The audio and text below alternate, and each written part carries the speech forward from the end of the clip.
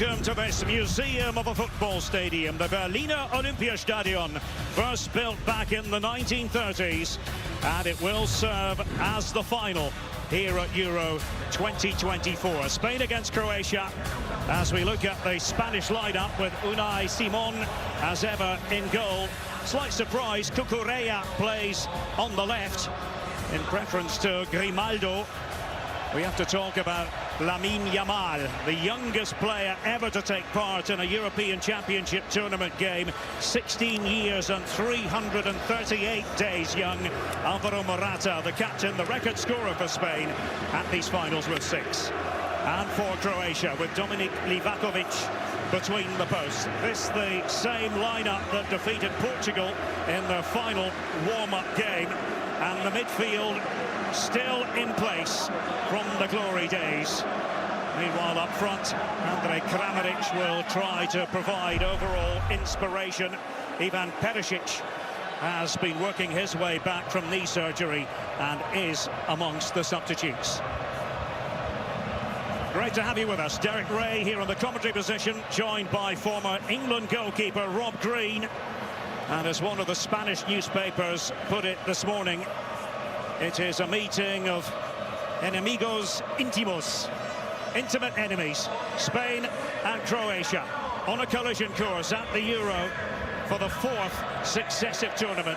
And they produced a thrilling round of 16 encounter 3 years ago in Copenhagen, with Spain ultimately prevailing 5-3 after extra time. Ready here in Berlin at 6 p.m. local time on a day that has brightened up after a grey, rainy start. Sun-kissed now, and looking forward to spending the next few weeks here in Germany on Fox with former England goalkeeper Rob Green. Rob, what are you expecting? Good afternoon, Derek. Hello, everyone. And a real sense of occasion here in Berlin, and the waiting is over for these two teams with what is one of the games of the group stages. You're looking at a young, exciting team for Spain. The front three in behind Morata of Nico Williams and Pedri and Lamine Yamal breaking the record today. They're an exciting trio in behind Morata against the experience, the know-how of this Croatian midfield. All led, all dictated to by the man Luka Modric. He's the grandmaster. He'll get on the ball and dictate to play. Should be in for a great game. A high-end match in full Technicolor to open the proceedings in Group B. And Spain will expect to have the lion's share of possession. They've had more than 50% of it in every game they played in every competition since the final of Euro 2008. Consider that. Yeah, it's a team that they know they have possession, but it is not that team of years gone by. It's a different team. They got the pace. We heard the guys in the studio before the game, the threat in behind of the likes of Nico Williams, of Lamine Yamal. They will come and get the ball. They will want to play, but they've got that threat behind. Croatia have to be aware of that. Nacho getting himself on the ball, trying to thread it through to Alvaro Morata. Nico Williams, exciting young player. And youth is the most important word, really, where Spain are concerned. They're trying to reinvent themselves to an extent. Still tiki-taka elements within their ranks, but signs that they can be a bit more direct. There's Cucurella working his way back. I think one or two people expected that Alex Grimaldo of Bayer Leverkusen would get the nod in that position, Rob. Yeah, it was an interesting selection, wasn't it, Derek? And you're looking at Cucurella and the player in front of him. Well, the defenders had stepped up as Morata made his way through. Out there to collect was Dominik Livakovic. And early sparring stages here in Berlin. It's an interesting little ball through there, and here in the stadium you can see the shadows of the players, and the sun is dropping directly into the gap in the stand, and it's causing a problem for the Croatian defence and the goalkeeper Livakovic. And from there, it just takes a moment longer for you to judge those through balls. The ball's over the top. That's going to be something else that's going to test the Croatia defence. Croatia have the advantage in terms of vocal backing. Of course, there is a very large Croatian community here in the German capital itself. Spin and return by Lovro Maia, who plays here in Germany, plays for Wolfsburg in the Bundesliga. Marin Pongracic, maybe the surprise starter in this constellation. Have rejigged things a bit defensively.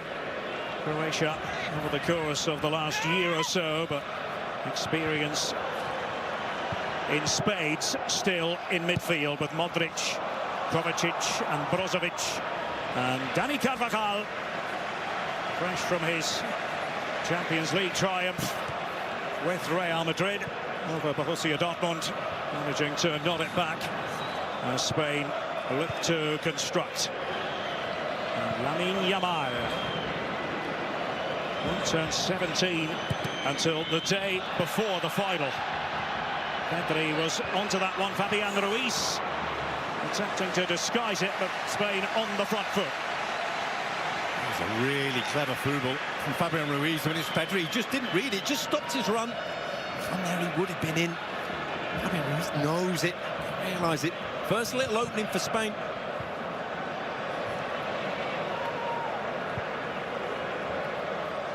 Two sides who like to play possession football. Spain really have no peers in that regard, but Croatia no slouches. And it is so often a positioning exercise in the context of any group. And this is a tough one, with Italy, no less, the defending European champions, also involved, playing later on. Again, Lamine Yamal going to work. Have to get tightly onto him. Dusko Gvardiol is going to be seeing plenty of him. Carvajal wasn't his best ball played in, but has it again for Spain. Lamine Yamal out on this right-hand side. He's given them real width to Dani Carvajal. You can see him at the bottom of your screen there, close proximity to each other. Causing Guardiola a problem at the moment. He's allowing them to cross. He's allowing that ball in, trusting his other defenders. One ball of real quality, it's going to be a problem. Robin Lenormand, might sound like a French name, and is a French name. Born and brought up in France and Bretagne, but he's now a Spanish citizen. Nico Williams trying to make his way towards the byline, but through it goes. First little test, you can see him come short, then go long. This is what he can do. He can mix it up.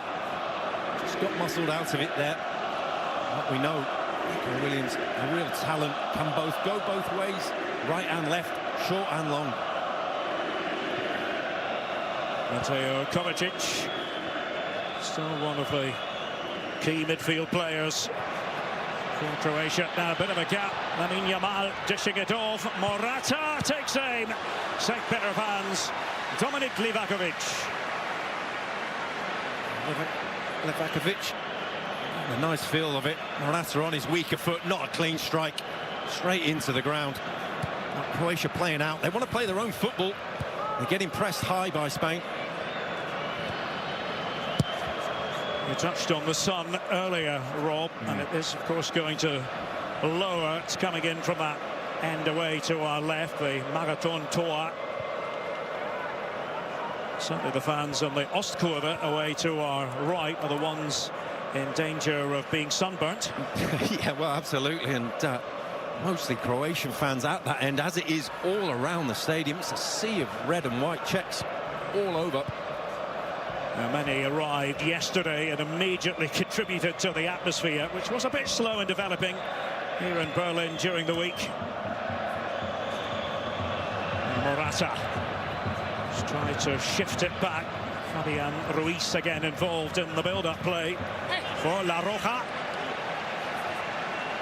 Cucurella wanted the decision to go Spain's way and gets his wish. Throw in here.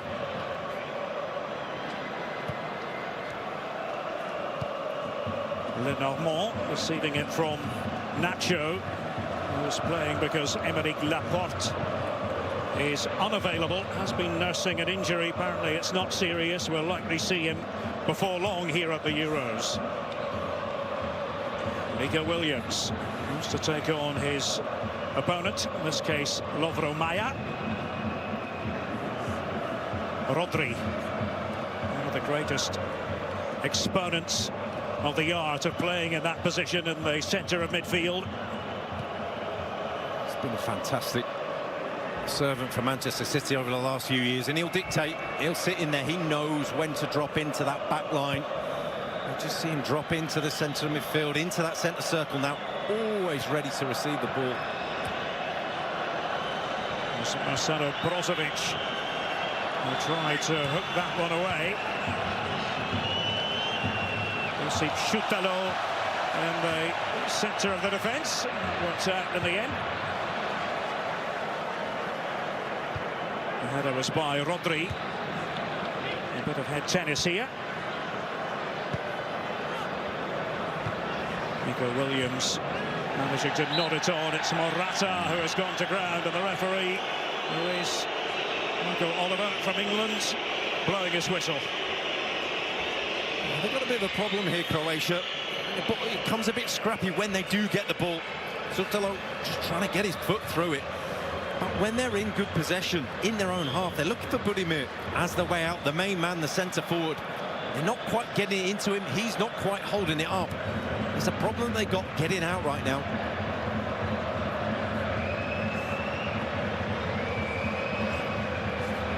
Lamine Yamal and Nico Williams, the two youngsters involved in that conversation.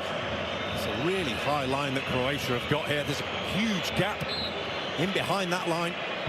Checked in by Nico Williams, but it goes awry. No problems for Livakovic and the Croatian defence. No scoring here with 10 minutes on the clock. There is Luis de la Fuente, well known to many of the players, having served as the coach of the under-21s, the under-19s before that. And a quick reminder that coming up after we're finished on Fox, Italy, the defending champions, taking on Albania in Dortmund. Coverage from 2 p.m. Eastern. That's here on Fox.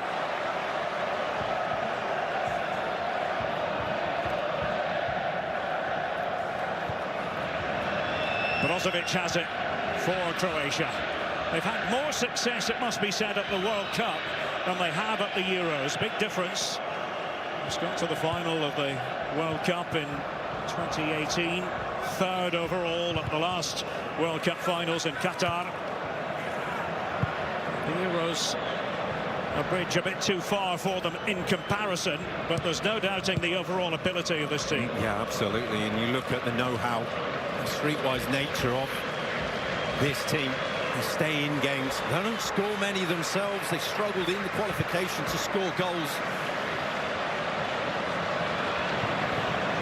Livakovic watches as that bounces through. Nico Williams, who was in hot pursuit. Really is a beautiful early evening for football, it must be said. It was rather a raw, wet start to the day here in the capital. It's brighter skies now. Fabian Ruiz quickly on. Pedri was there, unable to pour a hole in the Croatian rear guard. And a free kick it will be here for Croatia and for Kovacic. Well, there's a problem in itself. Yes, he wins a foul this time, but as soon as they win the ball at the moment, Spain, because they haven't got that threat going forward, Croatia, Spain are all over them in midfield. 2-3 players around the ball. Andrej Kramaric, not a player who earns a living here in Germany, plays for Hoffenheim in the hilly Kraichgau region in the southwest. He's called that his home since 2016. First joined on loan from Leicester City. It's all part of a chance conversation between Lutz Pfannenstiel, who was then head of the international division at Hoffenheim, and Claudio Ranieri, who was in charge of Leicester City. Very well settled. Family loves it in Kraichgau. 70% of the possession with Spain so far. It's not a great shock. No. You're looking at Modric now on the ball. He's had to drop. Kovacic in the centre circle as well. He's dropping. Croatia just trying to find a foothold in the game. Kramaric swinging it out towards Gvardiol. Nearly took to life with Manchester City, having joined from RB Leipzig. He's playing left back. I heard Peter Schmeichel talking before the game in the studio. Normally a centre half. Had real success in the last few months with Manchester City, bombing on forward, scoring goals and joining in the attack. Didn't quite work for him there.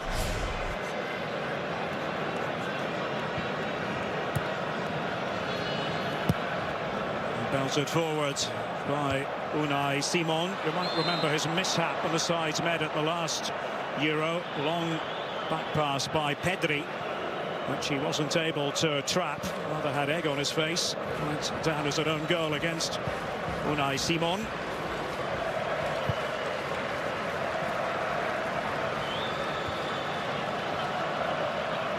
Schutalo plays for Ajax in the Eredivisie. Now they might be onto something here. Lamine Yamal trying to steady himself, the youngster. Oh, what a story it would be. Already the youngest player ever to take part in a match at the Euros if he were to become the youngest ever scorer at these finals. Just gets it wrong. Just doesn't get it in the right position to get the strike away. You can see what he's trying to do. Shift it onto his left foot. Quick toe poke. But again, Spain with the chance to get forward, with the opportunity to break through the lines. And there he is, Zlatko Dalic. 2017 with qualification not guaranteed for the 2018 World Cup. He got the call and the rest is history. Not a bad job. Now they had stepped forward, the Spanish defenders. Unai Simon using his head in more ways than one. Kramaric had attempted to get forward for Croatia. That gives them a bit of a lift. Lovro Maia getting himself on the ball. And a throw here for Croatia. Modric, one of a kind. And still going strong. 38 years, 280 days old, or young as he might see it. It's one of the few players that you play against, I played against, that you admire whilst you're playing against him. Genius on the field, always in control. Josip Stanisic of Bayer Leverkusen, double winners here in Germany, an unbeaten Bundesliga season, won the DFB-Pokal, a national knockout cup competition here at the Olympiastadion just 3 weeks ago. Beat Kaiserslautern of the second division in the final. Came on as a substitute in that game. It's a shame for Leverkusen that they lost in the Europa League final by a convincing margin against Atalanta of Italy. But well, making headlines wherever they went. The Ajax, as they're known. Cucurella doing the buffeting with Maia on the ground, and howls of derision from the Spanish fans. Free kick here. Just nibbled, didn't need to at all. Maia was going nowhere. Cucurella, his decision-making at times is pretty raw, and there again, seen it in the Premier League with Chelsea too often this season. Croatia, more and more, getting more confident, getting the feel of the ball, getting into the game. A real opportunity here.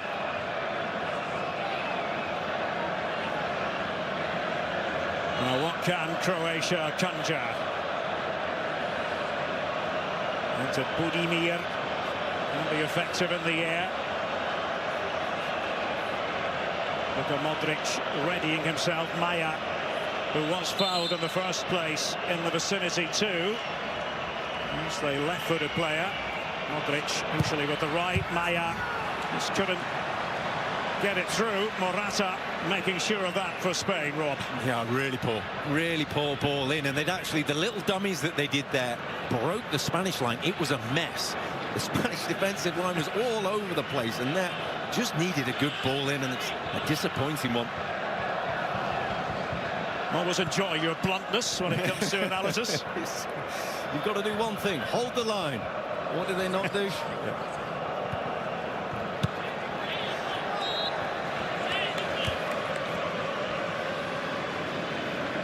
0-0 here, Spain and Croatia. If you've just joined us, we're in the capital, we're in Berlin, and Croatia, our fans, here to enjoy themselves, they hope.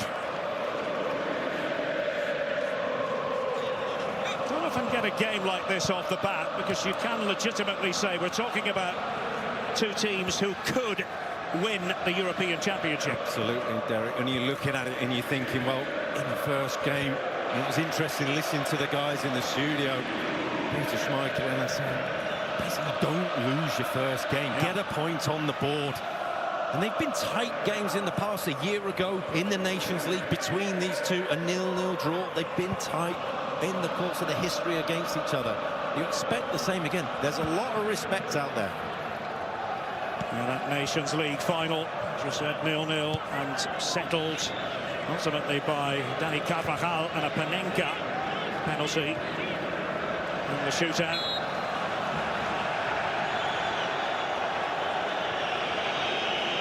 Free kick it's going to be. Morata, the transgressor. Just a little bit more confidence stepping out of the defence now. Croatia, they were being pressed. They were on the trying to find a way into the game. Now Brozovic there on the ball, dropped into the back line, just taking the sting out of it, just getting the control of the ball. Ongracic giving it to Gvardiol, certainly no stranger to that left back position. As a very young player, he occupied it and has seen significant game time there for Manchester City.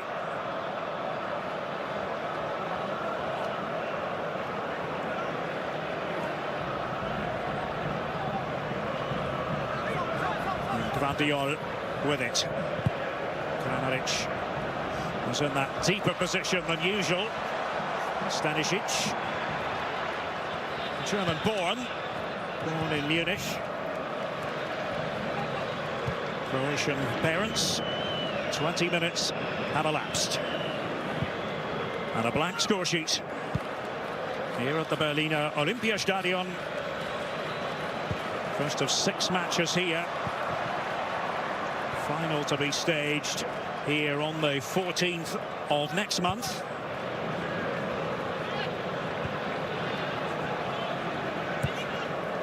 It's good from Croatia, using the full width of the pitch. I think they realise they know they can't stretch them the lengthwise, so they're using that width.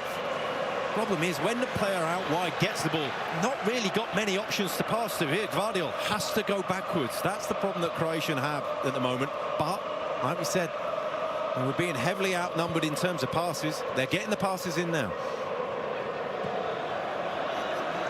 And useful play here as they try to stretch the Spanish defence. Budimir trying to get in behind, and that worked. Yeah, he's not got the pace though. He's on the line, it's quite tight, but he's onside, but he's just not got that pace. He's not that type of player. More of a hold-up sort of striker, isn't he? Ante Budimir scored 17 goals in La Liga in the Spanish league, playing for Osasuna, the team based in Pamplona. And a reminder, later on Fox, it's baseball night in America. Yankees, Red Sox, Rangers, Mariners, and coverage beginning at 7 p.m. Eastern. Baseball night in America. Brozovic dishing it off. Stanisic and Budimir. Well, that's perhaps more his game, but a high degree of difficulty. Absolutely, Derek. Yeah, it's better from Croatia. The crowd are getting behind them now. They're sensing that they're in the game. It's asking a lot from him. From the angle, you can see the ball's drifting back on him. There's not the pace on the cross, but they're finding the passes. They're finding the ball forwards. They're finding their way into the game. The fans are sensing that. And it really whets the appetite for what might be to come on this Saturday. Nacho, club captain of Real Madrid, nearly got himself into a bit of a tangle.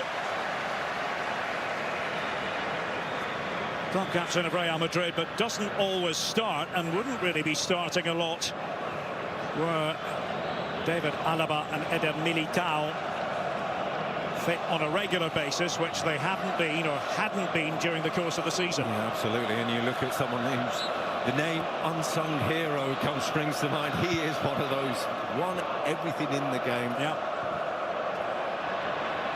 Nico Williams, but offside flag is raised.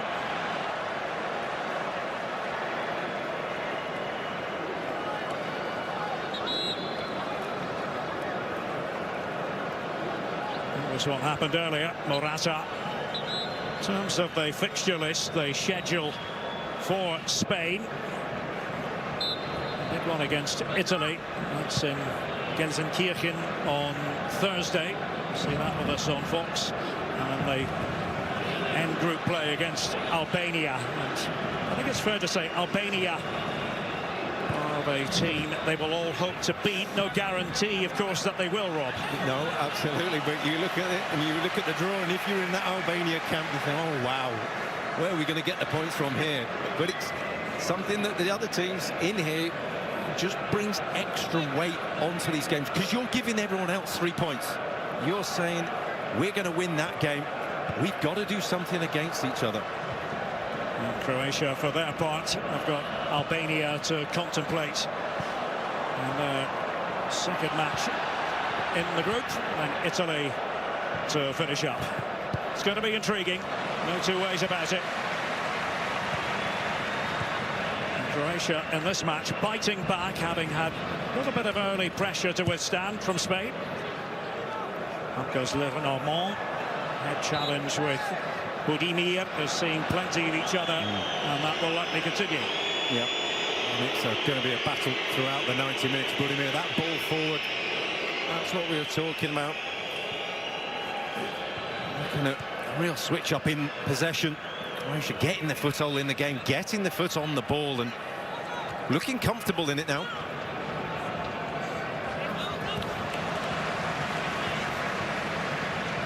Maya with the intervention.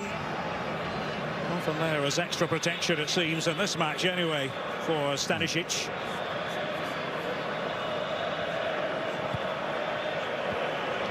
Andrej Kramaric, he's such a multi-purpose player. You can use him in a number of different roles.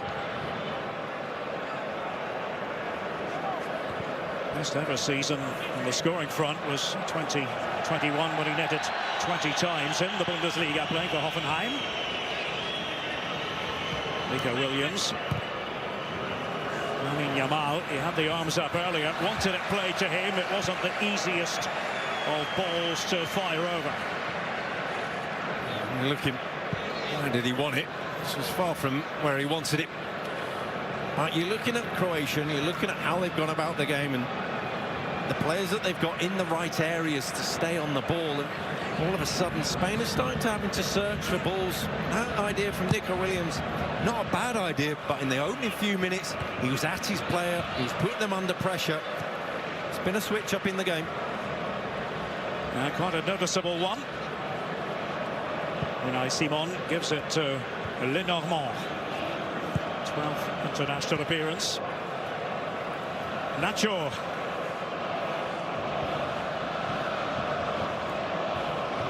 All the way back it goes to Unai Simon of Athletic Club.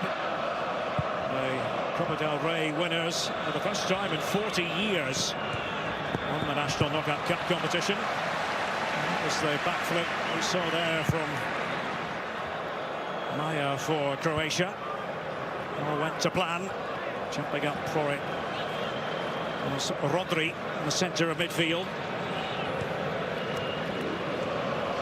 Was always going to wear the look this game of a tactical battle of wits, wasn't it? Yeah, it's a really interesting one. You're looking at players, and the brilliant thing about all these players, world-class players on the pitch there, is they work the things out during the game. It's like a game of chess that they're looking at and saying the positions, the pawns on the board, and where they go, where's the position that I need to take up that I can benefit from my team, I can get on the ball. And at the moment, they're just sizing each other up, seeing where the pieces are.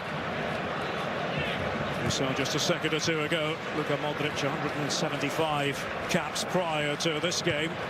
Second only to Cristiano Ronaldo in terms of international appearances amongst players at this European Championship. When he first won the Croatian Footballer of the Year award in 2007. And Yamal wasn't even born. Think about that. Now, it's opening up, and Morata chasing after the ball. Morata for Spain! That's what he can do! The record scorer at the Euros,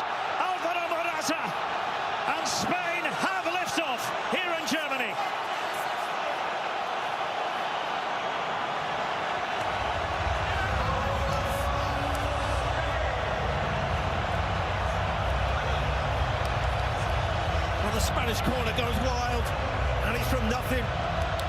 See how wide Croatia are. They've been confident on the ball. Times his run to perfection. Fantastic ball through. And from there, can Alvaro Morata keep his composure? He goes through, just waits, buys his time. He knows he needs a clean contact. From there, that's all he needs. Gets enough on it. It's a cool finish, a composed finish. Spain take the lead. And sure-footed, Alvaro Morata. And Croatia must think again.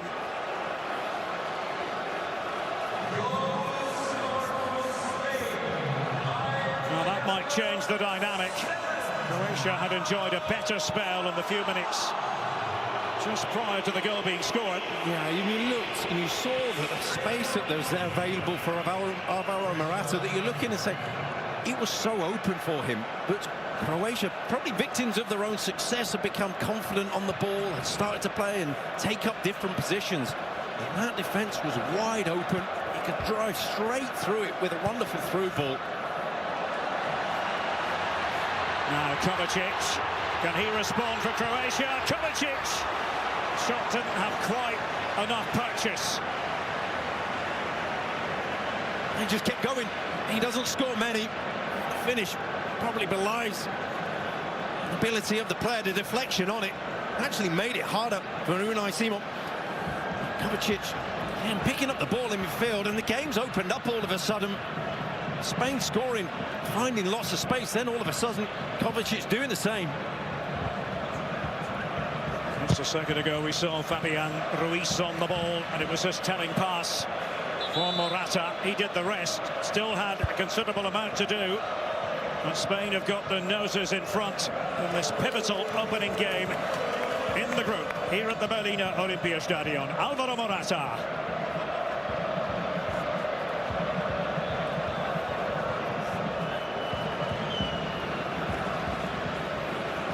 These games between Spain and Croatia always engrossing, waiting for the fourth Euro on the spin. And now the defenders having to get back. Lamine Yamal veering in. Lamine Yamal just checking his run. Maybe took a bit too long. The first idea was the good one. Pedri.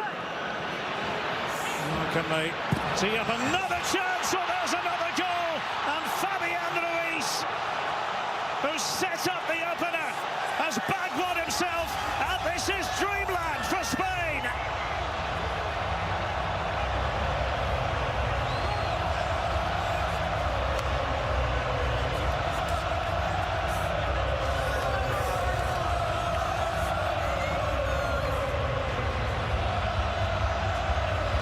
Well, it's 2 in 3 minutes.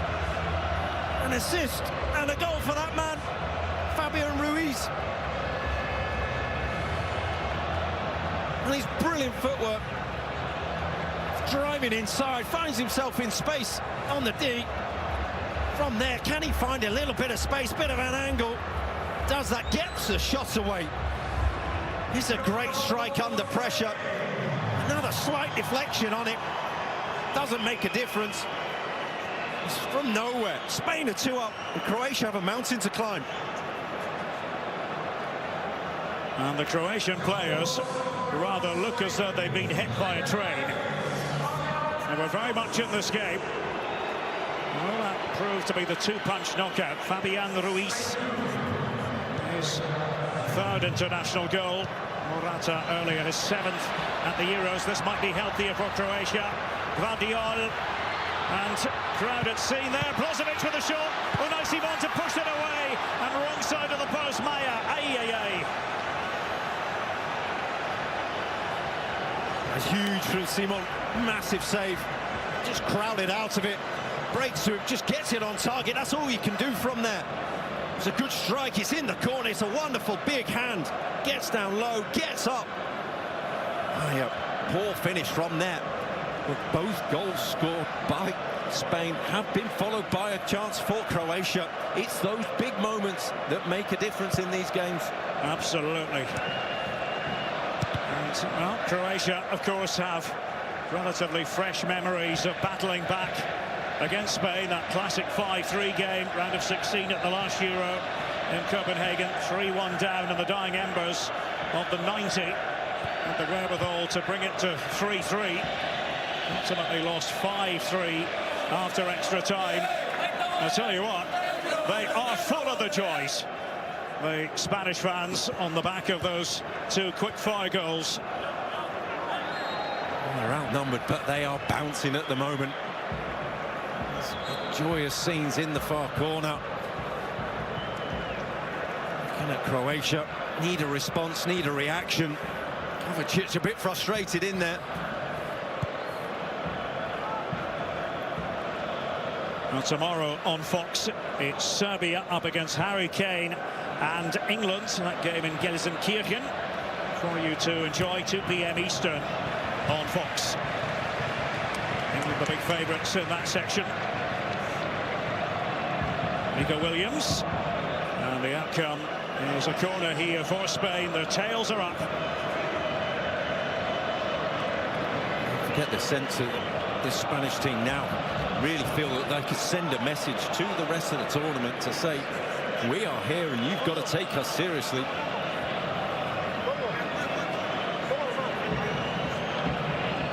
Fabian Ruiz scored in back-to-back internationals now, and well, nothing wrong with the idea. Lenormand to launch himself at it, doing the appealing after the fact. They're appealing for a corner and they got a point. Wasn't the one that made the contact.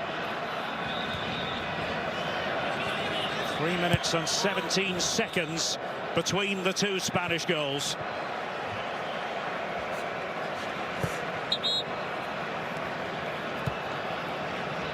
Like I mentioned, Morata, 7 now for him in European Championship tournament matches. Only 2 players have netted on more occasions. Cristiano Ronaldo 14 times and Michel Platini 9. He's one that you feel, my old teammate at Chelsea, is a confidence player, and that will do him a world of good in the tournament. Scored so many goals for Spain, yet is still quite maligned within the Spanish community, looking at him thinking he's not the greatest centre forward. Well, he's not far off it in terms of numbers. And you look at that CV, and yeah, you were with them at Chelsea, but it's a pretty impressive CV. It's quite the list of top European clubs. He's one that he's a natural finisher. He's one that knows where the goal is. Now, it might open up here for Morata and company. Cucurella, who hasn't ventured forward all that often and has come off second best here. Marc Cucurella. That's good football from Spain. Into Nico Williams and out wide again. And from there, Cucurella's just desperate to get away. He's looking for the foul. There's nothing wrong with him. He'll get up in a minute. And this is the goal. And his wonderful feet. In there, you're just thinking, I've just got to buy myself a little bit of time, a little bit of space. Can I get that space? And from there, get your shot away. And he's executed it perfectly. Nails from the Seville area, the south of the country, plays for PSG, came through the ranks at Betis, one of the 2 big clubs in the city of Seville. Kovacic was going the wrong way there for Croatia. No damage done. And Modric trying to bring his influence to bear. And my goodness, Croatia need that influence. They have designs on a comeback here. Kovacic. Almost looked like a sore one, and indeed it was for Pedri. Well, Michael Oliver was quite right to stop the game immediately. Straight in the face. It's might smart for a couple of minutes, but it gives Croatia just a moment to take stock. They've got around 7-8 minutes to get through to half-time right now, because they look a little bit shell-shocked. They look a little bit beaten. They've had chances when they've gone through. They find themselves 2-0 down with barely 40 minutes gone. You can see the gap through the centre of the defence for Alvaro Morata. and just fearing for him, thinking that's too much time for him to have before it's getting to the goal. Yeah. He could get it wrong. There's nothing you can do but get it wrong from there. Time is not your friend as a centre forward in that position. And he got it right. He certainly did. And how about Fabian Ruiz? Provider and then stylish finisher himself. Pedri back on his feet, that's the good news. Just walking the injury off, and he'll return straight away. Getting a couple of words of wisdom from Luis de la Fuente.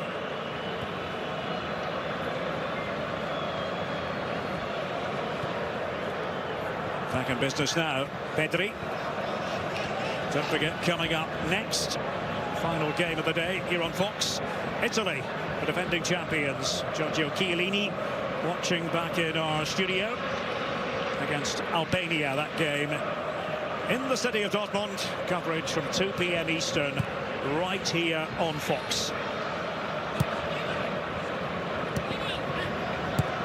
Really into a match rhythm now. Opening game last night was a cakewalk in the end for Germany against Scotland, winning 5-1 in Munich. Switzerland victorious in the opening match today, 3-1 against Hungary in Köln. And Modric for Kovacic.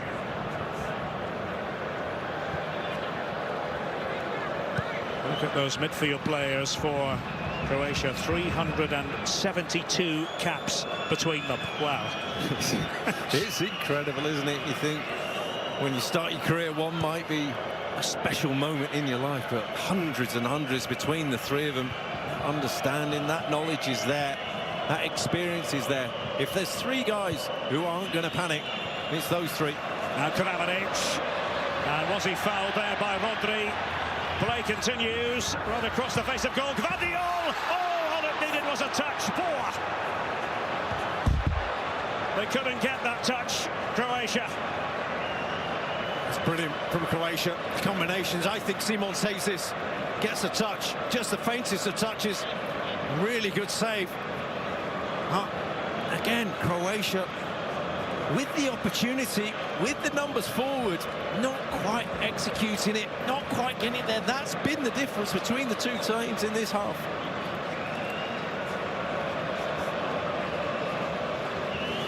Well, they're going to be kicking themselves to an extent. That was very much on for them. 2-0 to Spain. First half ebbing away here in the German capital. Don't forget at half-time, stay with us. Jules Breach in the chair. Mentioned Giorgio Chiellini. Peter Schmeichel on duty. Alexi Lalas. The team in place. Get their thoughts, their analysis.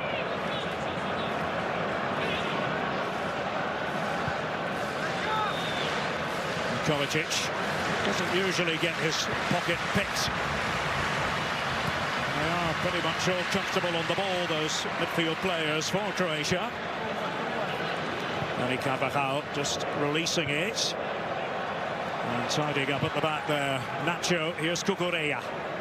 Unmistakable figure.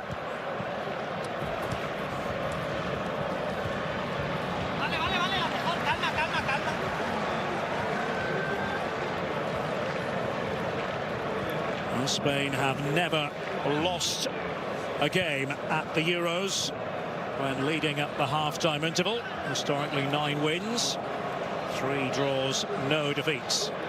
You're looking at this team and young side or young players within it. How did you want this first half to go to announce yourself to the tournament, to give yourself the confidence? And this has been about as good as they could have hoped for, really. Is how you go on from there. The record is there for them, but I think it's going to be so important at half-time for De La Fuente to say, OK, we're in the lead, but we've got to do it again. Here's the lung-busting run by Cucurella. Took a deflection on the way through. Nico Williams veered into the centre. Livakovic taking charge of the situation in the closing phase of this first half. just feel that was the wrong choice. Nico Williams making a run across the near post. That was the ball. Just fire it in there, ask the question, trying to be clever.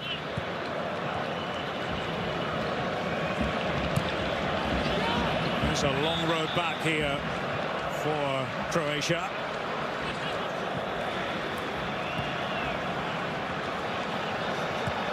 Kovacic and Modric. Guardiol hugging the left-hand touchline. Spain keep their shape defensively. Modric still looking for gaps that he might be able to exploit. Guardiol. Now Maya having switched over to this left-hand side. Alvaro Maya just completed his first season with Wolfsburg. It was a bit of a struggle. Wolfsburg as a team did stay up. Kramaric from miles out, really. But he might as well give it a go. He's getting told off by his teammates. It's the wrong choice. It's one that's born of frustration, really. There were options wide on the right.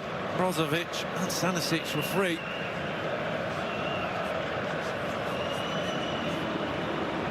What a venue this is. A Colosseum-like Berliner Olympiastadion.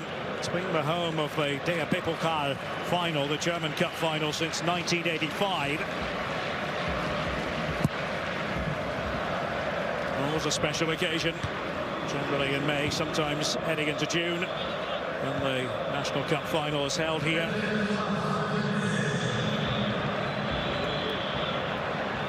There's 2 minutes to be added on.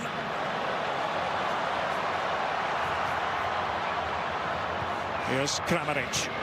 Guardiol has moved into the penalty area for Croatia. Spain again well organised defensively. Mateo Kovacic. Not even close to worrying Unai Simon, and the wait goes on for a Croatian goal. And you just feel that those moments and the opportunities go for Croatia because of that lack of pace. And you saw the cross come in and Spain was set, then the ball comes back out again. Spain is set again. That's the difference between the two teams. Haven't got that turn of speed to go through, to break through the lines.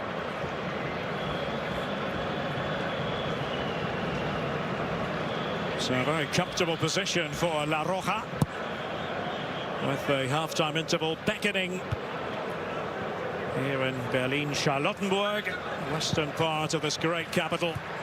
Dani Carvajal, Nico Williams was able to get there.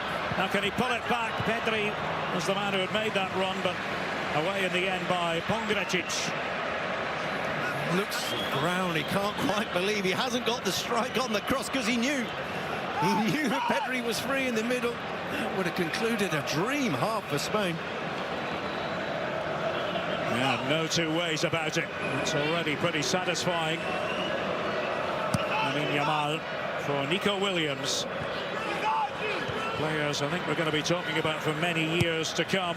And there's an inviting ball, and Dani Carvajal to make it three. Served up by Lamine Yamal. What a position for Spain to be in.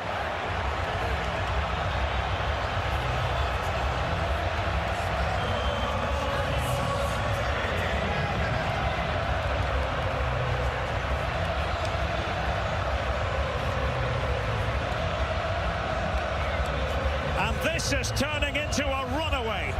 Well, they're in dreamland. And it's a simple finish, it's the timing of the run, but it's all about the ball from the youngster.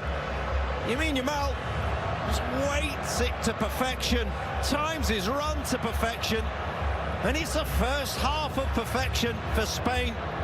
They will have gone to bed last night thinking of the game plan, thinking of how they would have gone about this first half.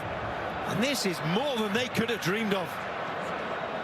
Spain have netted 3 goals in the first half of a Euros match for the first time. Breathtaking. And Dani Carvajal joining in the considerable fun. Morata with the first goal, set up by Fabian Ruiz. Fabian Ruiz himself with number 2. 3-0 to Spain. And waiting for us back in the studio is Jules Breach. The 2024 UEFA Euro halftime show on Fox is presented by IBM.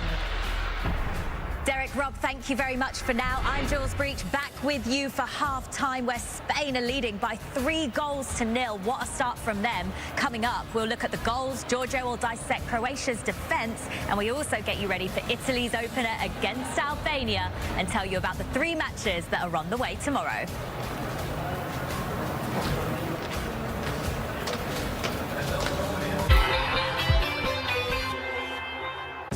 If your business needs a new application, then developers will have to write code. A lot of code. If an application needs to be modernized, then you'll need time, resources, and caffeine. If this sounds daunting, then use Watson X Code Assistant. AI designed to multiply developer productivity so you can generate code quickly. Let's create a more modern foundation for business with Watson X Code Assistant. IBM, let's create. Bold, juicy, beefy, grilled. Flavor this good? It's made by Flame. Taste the difference with 2 Whopper Juniors for just $5 at Burger King. Introducing Valvoline Restore and Protect, a first-of-its-kind innovation that returns pistons to factory clean by removing up to 100% of deposits. Restore your engine to perform like new. All new Restore and Protect, another first from Valvoline. Blocked from watching the big match? Save the day by using the Bank of America Customized Cash Rewards Card and choose to earn 3% cash back on online purchases, like live streaming.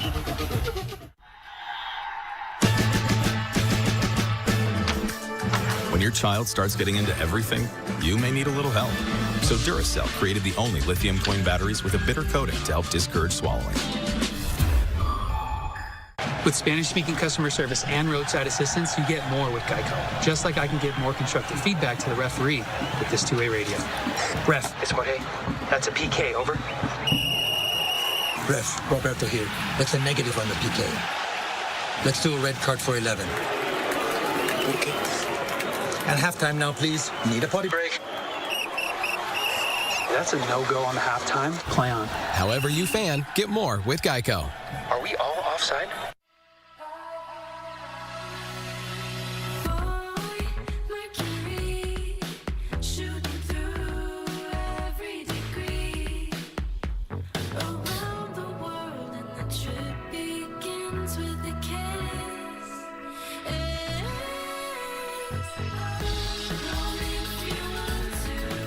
Find space at Spring Hill Suites, the official hotel partner of U.S. Soccer.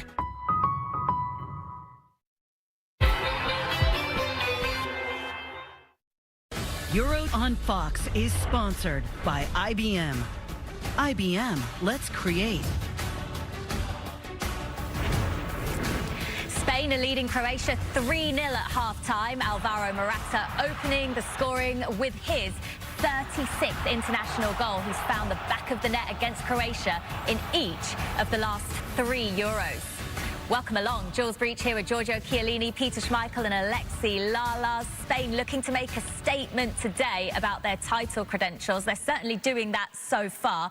Don't forget, Lamine Yamal has made history today, the youngest player ever to start in a Euros, and they have been ruthless in this first half. I mean, evidently Croatia was so worried about the width and out wide with Lamine Yamal that they forgot about the middle of the field, right down the center of the field, route one, right down the guts.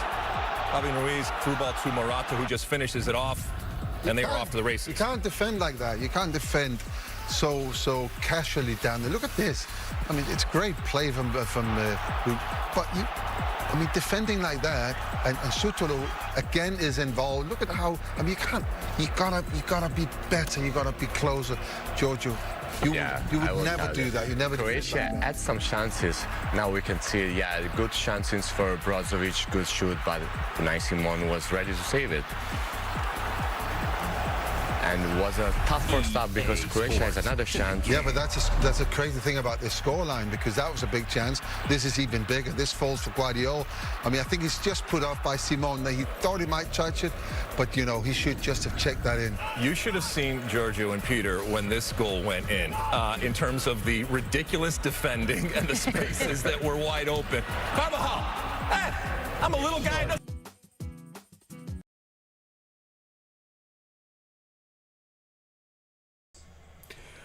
What's up, soccer fans? Mike Guglielmi, Sons of a Pitch Soccer Central here, and finally got this this thing to work. I'm getting a game in during halftime, and yeah, 3-0 Spain. Holy cow, what is going on?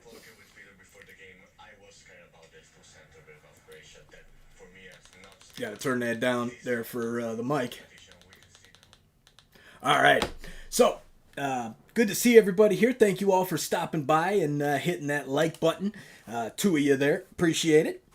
And let's get to all right, screw these objectives. Let's get right into a game here. Play a rivals match while we have that halftime there, so we don't get any copyrights from all the commercials, because that's the worst part of it. All right, play rivals. We need to make any changes there. It's a pretty decent lineup there. Oh, look at Ballack got his upgrade there to 96. Okay, okay. Let's jump right in. We got about 12 minutes till halftime. We should be able to get this through here. All right, we'll do the Inter jerseys. All right, let's take a drink here. Check it out, y'all. Toronto Sports Insider. Sister channel. All right, let's put the gameplay on. In the city of Milan. And my name is Derek over. Ray, and sitting next to me here on the commentary gantry is the former Arsenal and West Ham United midfield man, Stuart Robson. And what we have coming up for you is action from the Division Rivals League. Stuart, what are your expectations for today? Yes, San Siro, you got to do San Siro. We've got two good teams here, so I'm anticipating a really good game. The atmosphere is electric inside the stadium before kick-off, and hopefully we're not disappointed. Can she put it away? Superb stop. Me as an Inter fan, you guys know the SOP, the originals understand my fandom. Toronto FC all day, and then Inter Milan. The center of midfield, and it's two strikers up front who look to provide the goal-scoring threat. Oh, nice They tackle, had to read it and get there, and did. The supporters want to see him have a go. And still looking for space. That's a good-looking pass. Oh, come on, Barcola. Oh, what a chance. And there's the delivery. All right, here we go. There you go, Lucas. Valverde's got that. And the founders have it again here.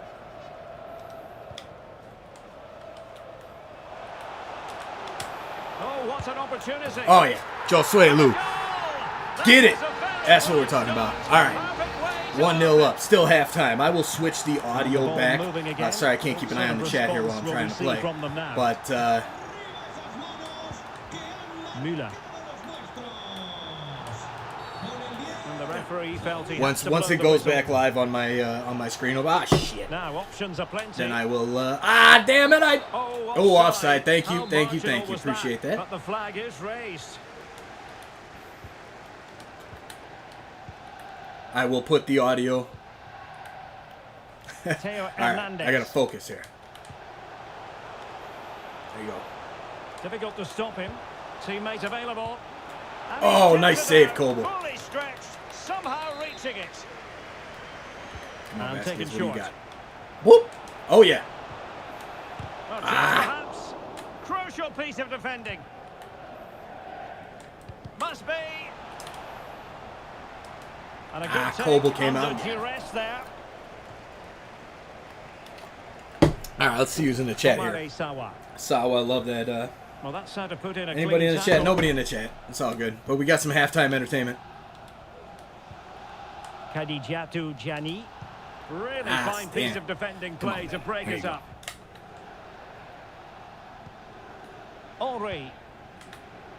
And on to Beasley.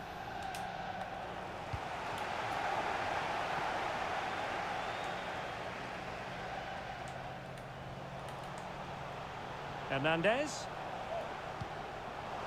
Oh, danger here. Ballack might still be able to. What a chance, Ballack. Ballack, you're a beast, bro. Oh, do that 96 upgrade, man, for Ballack. That's nice. And short it is.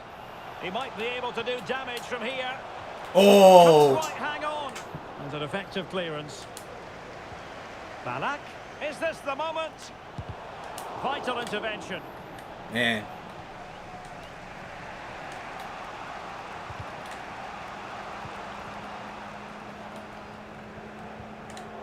Well, couldn't quite find his teammate.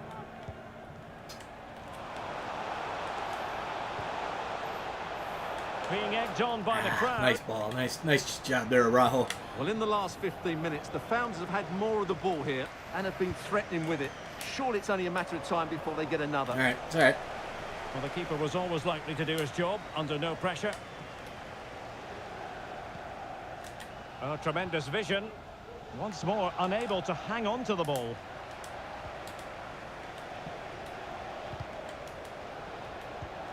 Müller. Now with Sawa.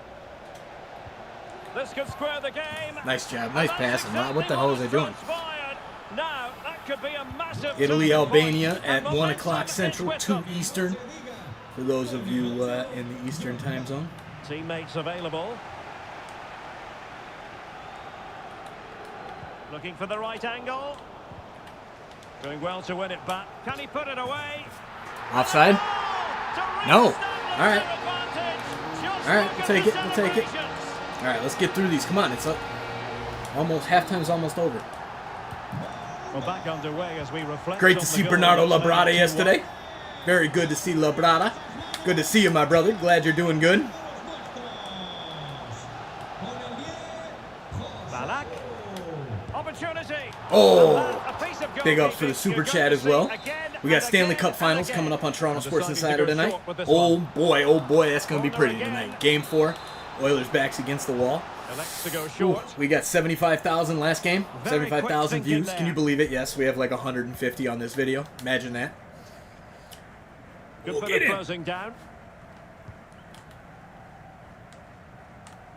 Well, half-time coming up shortly, and the home side on top. Stuart, interested to get your critique. Well, it's been a good first half. Oh, hang on, Stuart, it's a chance. Oh, what? What a ball there by Drogba, not found. What a contest this is turning out to be. Going well.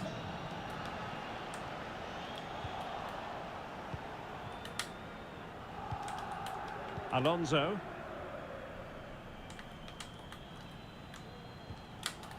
This is Müller. Beasley.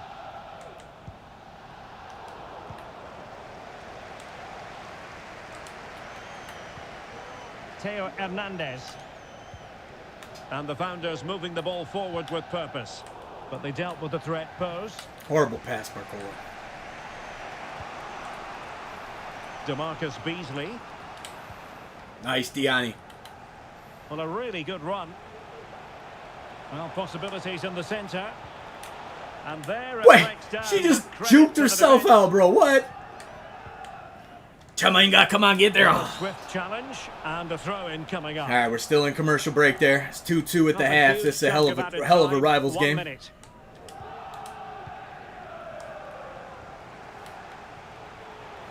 The fans are shouting, shoot. Boom! 3-2 right before halftime. Let's get it. All right, so I'm thinking I will switch the audio back to the Euro 2024 game that is getting back underway here momentarily, which is why you were all here. And I'll leave the gameplay up here for a few more minutes since it's 3-0 Spain. Oh yeah, maybe they're not going. All right, they're getting back on there to the stream. So I'll put the audio back to that. Second half in prospect. As soon as we get to oh shit! I already just went through halftime. Okay. Well, there was impending. Pen. Oh, it's a penalty. just what they wanted to avoid, given the scoreline. Can they extend their lead? And slots it home. Well, his heart might pause be it. fluttering, but he... Sorry, buddy, got to pause because I am live on YouTube right now. You don't know that, but it's okay. All right, we're going to put the audio for the game back on. Peace, everybody. We'll see you after the game or during the next one. Thank you all for being here. Hit that like button. Appreciate it. With ride for Spain in this second half. Just that third goal just before half-time really nipped any sort of sense of question mark about the game. Croatia have a mountain to climb. They look for a response here. They might make changes in the start of the second half. But how they go about it is going to be a real challenge for them. Croatia potentially will find themselves on the wrong end of a real opening match thrashing. Spain, you might remember, at the last World Cup were 3-0 up at half-time against Costa Rica and went on to prevail in that game by 7 goals to 0. It's the 4th time only in Euros history a team has been 3 ahead at half-time. 2 of those occurrences have been at this tournament. Germany 3, Scotland 0 last night. Also France-Belgium 1984 at 3-0. France-Iceland 2016, that was 4-0.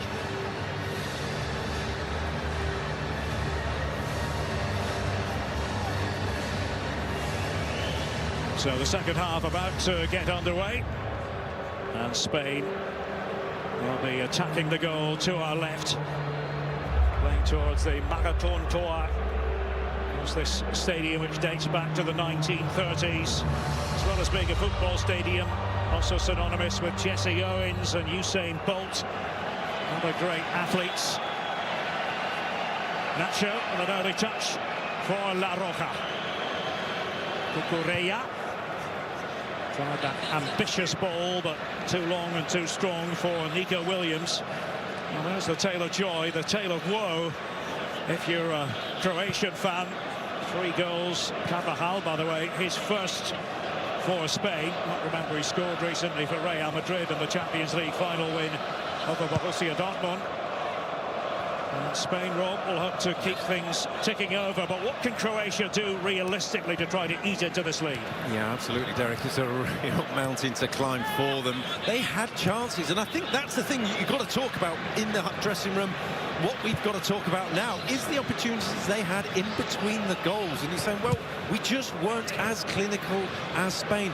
We don't have that threat going in behind. We don't have the threat, the runs, the directness that Spain can do. What we can do is maintain the ball, get Modric in the right areas at the right time, because they haven't done that in that first half. He was fairly anonymous for Croatia. They're looking at that saying, get your main man on the ball in the right areas. That's how we get back in the game. Cucurella. Pressure being applied by Lovro Maya. Unai Simon. Dani Carvajal, indispensable member of this Spain team, made his debut back in 2014. He's joined the Real Madrid youth set-up at the age of 10. And Gvardiol to throw it back in play, just running through the 2 teams for you again. Nacho playing at the back, no Laporte for Spain. Morata scored the opening goal, and on the ball here, the Spanish skipper Cucurella parting with it. Fabian Ruiz, who had a feast of a first half in every way, really. Oh, the cross was on there. Little switch. None of the Spanish players on the ball saw it. There was 2-3 players free. Nico Williams, Lamine Yamal at the far post, and already this is what we saw in the first half. The opportunities on the break for Spain. Croatia just could not leave with them. Lamine Yamal making his way over towards the ball. Gets the assist for the Carvajal goal. Only the 2nd time in Euros history that a Barcelona player has provided the assist for a Real Madrid player. The only other time was 1964, the semi-final between Spain and Hungary. There's a goal by Amancio from a pass by Fute. So there you go. Well, they were all smiles after that. Rivalry was over for momentary seconds, and it's a very wonderful moment for Lamine Yamal. It's a fantastic ball in, and really encapsulated a great first half. Full of confidence now, Spain, confident on the ball, looking to play through the Croatia lines.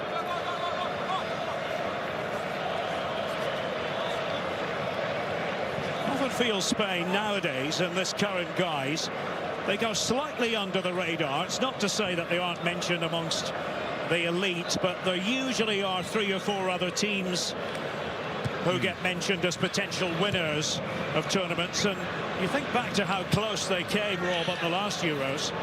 Yep. And you just wonder, with this Spanish side, with how they get talked down in their own country as well. I think the weight of the history of these great Spain teams that we've seen, the weight of the history of Real Madrid being such a wonderful, great team within that country. They're almost up against it before they've started. But within that camp, results like this, if it goes this way, performances like this, are the things that build that confidence. Now, that was a ragged sort of challenge by Marin Pongracic. I just feel they're second best at the minute, Croatia. They're looking a bit dishevelled, and still not come out expecting them to be all guns blazing because they're up against it. They've not really taken the punches at the moment. Unai Simon. Spoke about his high-profile mistake the sides met at the last Euro. Also made a mistake against Brazil with his feet. Recent friendly. Now this could be more promising for Croatia. My goodness, they need a boost. Guardiola lining up the shot, trying to trouble the Spanish defence, but unable to do so after Kramaric had looked to take the game to the opposition. Yeah, just really wanted to get on into his right foot, and again there, the opportunity goes begging. It's just that clinical edge. You need to be taken out wide onto your left foot on an angle is difficult. That's where the space is. You know he wants to step inside onto his right foot, but Modric on the ball in the right areas. That's who's providing the pass. That's who they need to get on the ball. It's Kovacic on the ball for Croatia now. Pongracic. Šutalo. Product of the Dinamo Zagreb Academy, like so many. Enjoying his football in the Netherlands with Ajax. The Netherlands, by the way, in action tomorrow. We'll be heading there to Hamburg to watch their game against Poland. Just brushing off Michael Oliver, and hence restarted by means of the uncontested drop ball.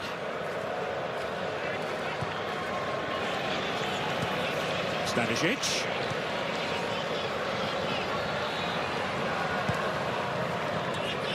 Croatia know they've got to get moving. You're looking at how they're playing now. Looking at Guardiola high on the left. Here's Lovromaya, Kramaric. Just couldn't quite find it. And now Spain's turn, perhaps.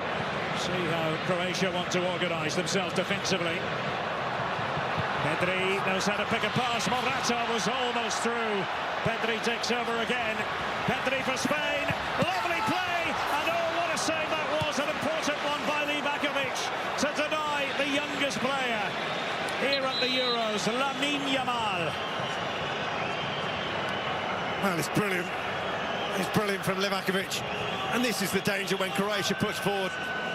They're going to get caught on the break. And they're all over the place defensively. Pedri does really well to offload. And from there, Livakovic on the move. He knows he's got to cut the angle down. He reads it well. He gets down low, sharp, and a strong hand to it. If there's any signs of life from Croatia, that was the moment. That's what's kept them in the game. Oh, that's a miscue, if ever there was one, from Brozovic. Ouch. Knew it straight away. Yeah, shake of the head, and the picture tells 1,000 words, doesn't it? Boot to the post that you can hear. Frustration all over for Croatia. And Spain in no particular rush. With a sizable cushion. Morata got it all started for La Roja. He's at it again. The youngster, right across the face of goal. Lamine Yamal. Such an eye-catcher. And we saw it time and again during the Spanish domestic season, and it came off Morata. Oh, it's brilliant from Yamal. He goes past Kovacic. He's a Champions League winner. He's one of the greats. Like he was at there. Really fantastic finish from Morata. Such an instinctive one off the thigh. Knows he can't react. Just get something on it. And it's one of those situations where it's yet again a case of youngest this, youngest that. We said it during the season with Barcelona. And how might he become the youngest player ever to score at the Euros, and by some distance, 16 years, 338 days young today. So obviously a wonderful talent. The consistency isn't quite there yet, week in, week out for Barcelona. But on today's today, he's irrepressible. Busy day here at the Euros. Hope you're enjoying our coverage here on Fox. And coming up next, the defending champions, Italy, against Albania. That's coming up next on Fox. This is better.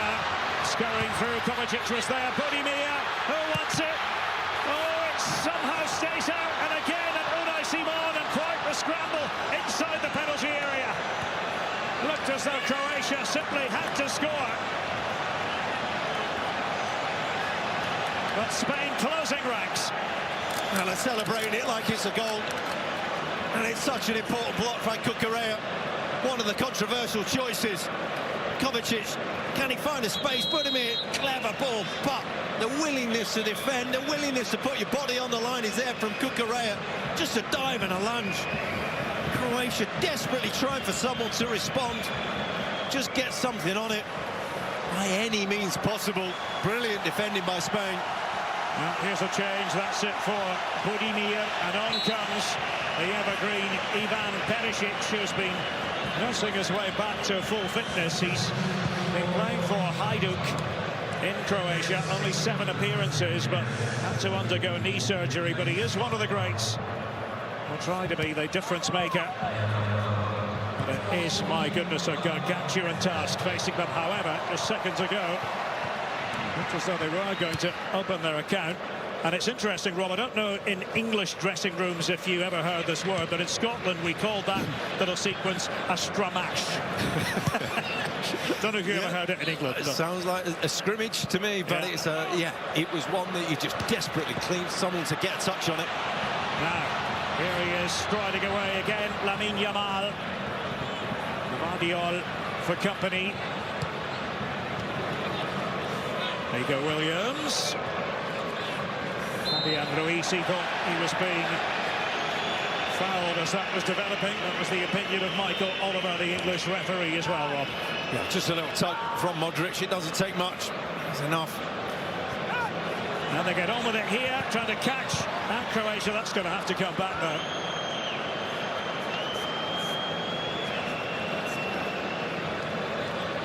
It's interesting. Spain are looking so alive. They're looking so confident. Taking any opportunity just to play off the cuff. And that's a sign of a team full of confidence, that they'll try things. Talking to try things. He's done pretty much everything in the game so far. Yamal's now putting the ball down to take the free kick.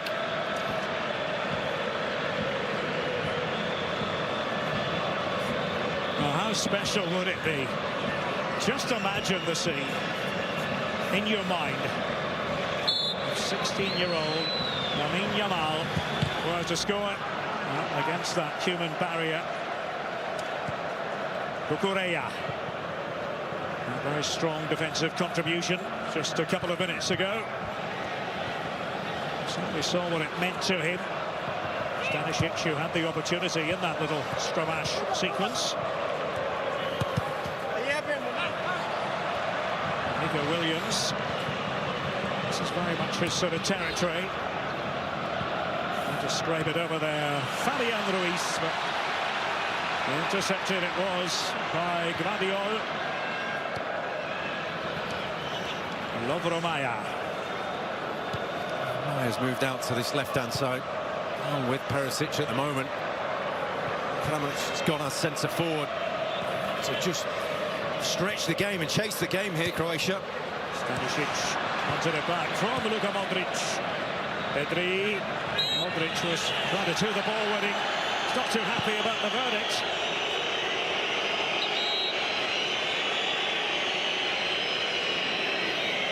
Looking now, Michael Oliver signalling for a change for Spain. It's Dani Olmo.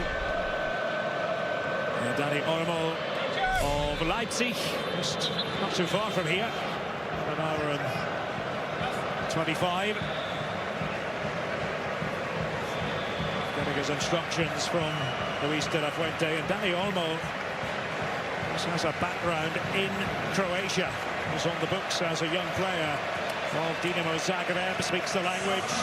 There's even talk earlier in his young career about maybe representing Croatia, but long since finished. Comes on, it's a like-for-like swap. He's going to play in behind Alvaro Morata. Pedri is a wonderful talent for Barcelona. He's had a quieter game. I think he's just been outshone by some of the other talents on the pitch today. He'll be remembering today. So Pedri's shift is over. Pongracic, and immediately being chased down by a very eager Dani Olmo. Quick note, later on Fox, it's baseball night in America. And it's the Yankees against the Red Sox. Also Rangers, Mariners. Coverage starting at 7 p.m. Eastern time for baseball night in America.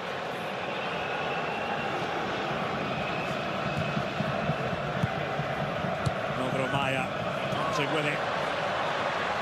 Stanisic getting forwards more and more. Kramaric, that one took off, and coolness personified, wasn't he? Dani Carvajal. Wow. Every bit of experience, every time he steps on the pitch, you know he's going to get to 100%. You also know you're going to get touches like that off him. The know-how, the knowledge of Dani Carvajal. He's been there, he's seen it. We've reached the hour mark. A game that we thought might be rather close has ended up being a somewhat different story. Directed out there on the pitch. Fabian Ruiz a big part of the narrative. An assist and a goal. Those two goals coming 3 minutes and 17 seconds apart. And then for good measure, Carvajal, his first international goal on the cusp of the half-time interval. And the assist going to the precocious Lamine Yamal.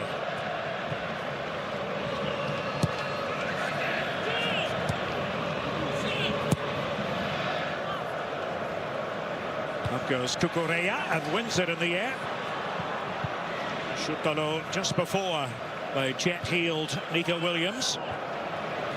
Well, this is the problem that Croatia have now, is confidence of Spain. They lose it now, but they can make the pitch so big that you've got to chase the ball. You've got to press, because you're 3-0 down. And that leaves you exposed at the back. You've just got to keep going and chasing the ball.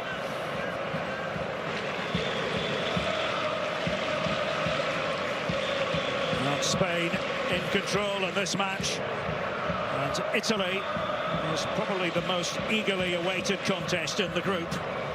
Thursday, 3 p.m. Eastern on Fox, that game in Gelsenkirchen before they finish group play against Albania. You look at the planning, the management that goes into it.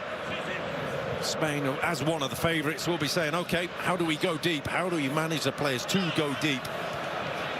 Kovacic doing it on his own. Cucurella, not for the first time in the second half. Really committing himself.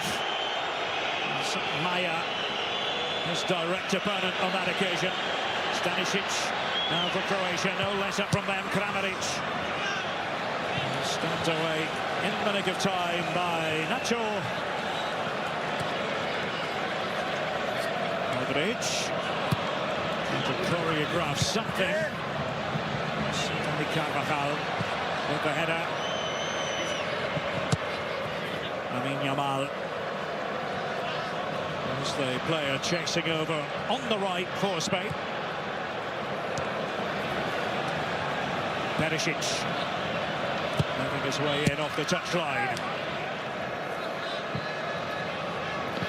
Croatia have looked a lot more fluid since the change. They've looked like they can move around a lot more in terms of formation. Budimir was one player that was stiff up as a rigid number 9. They look a bit more fluid now. They have to make some changes. Croatia have got Albania in their second game, and that really was a breathtaking moment. My goodness. He's at it again. Lamine Yamal. For a while, Morata was down. He's picked himself up though, Rob. Yeah, so he's signalling to the bench. He's asking him to get the ball off the pitch. There's clearly something wrong.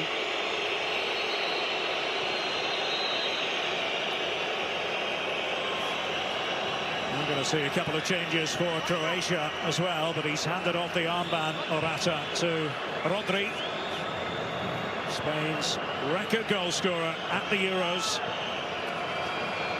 Luka Sucic will be coming on, also Mario Pasalic, and Luka Modric bows out.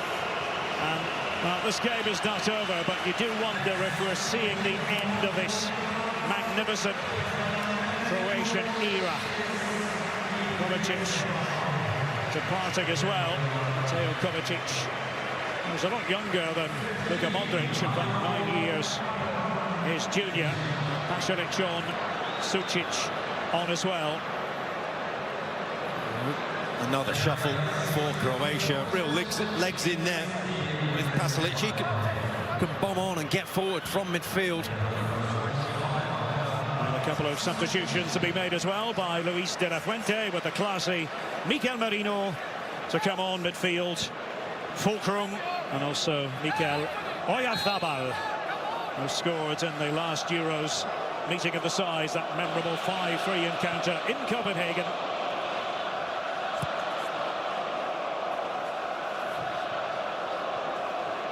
Information of the damage if you're a Croatia fan.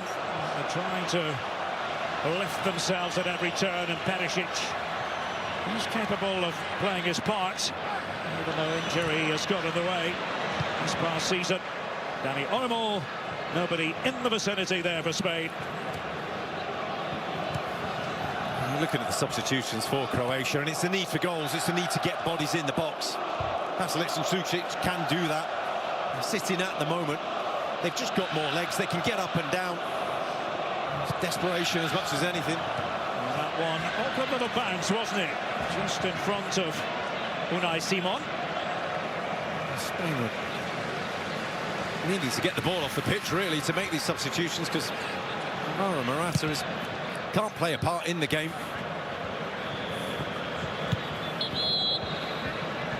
There we go now. The two Real Sociedad players will be coming on. Merino and Oyarzabal. Real Sociedad, the team from San Sebastian, which is, I have to tell you, my favourite part of Spain. I know, Rob, you're a man of southern Spain. You live there, but nowhere quite like San Sebastian and its pinchos eating culture. And Morata, he certainly feasted on the Croatian defence in the first half, but that's the end of his contribution. Likewise, Nico Williams. Merino on, Oyarzabal on for Spain. You wonder, Alvaro Morata, with the way that he went off there, the immediate nature that he asked for the substitution, whether it's something serious or not, these games come thick and fast in tournament football. And he almost moved out onto this left-hand side. Oyarzabal going as the centre forward, not so much as the target man, but can play anywhere across the front line.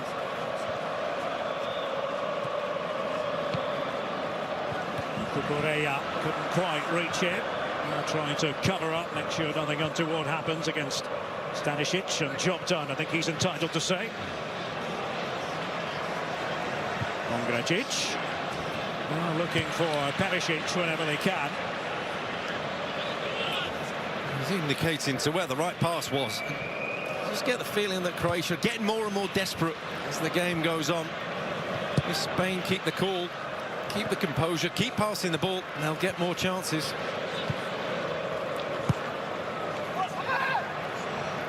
Dani Olmo has made himself available. Very classy footballer. Eventually Maya managing to win it for Croatia. Kramaric was the player holding it up. Kukureya into Nacho's pass. And Rodri now with the captain's armband. Gone past the midway point of the second half. It is as it was at the half-time interval. The big chances have come to Spain in this second half. Looking at Rodri now in the centre circle. He's lost shape the game. He'll look to say, OK, I'll dictate now. Give me the ball. Spain again low on possession, high on goals. Now we go back to that little stat that I mentioned at the beginning of the game. Spain have always had at least 50% of the possession in every match they played since the final of Euro 2008. So maybe it's going to come to an end, and maybe it's going to be in a game that sees them win rather handily. Well, I would trust you to come up with a stat like that, Derek, and I'm not sure any of these Spain players are one bit bothered by it whatsoever. No, I got it from one of the Spanish football newspapers this morning.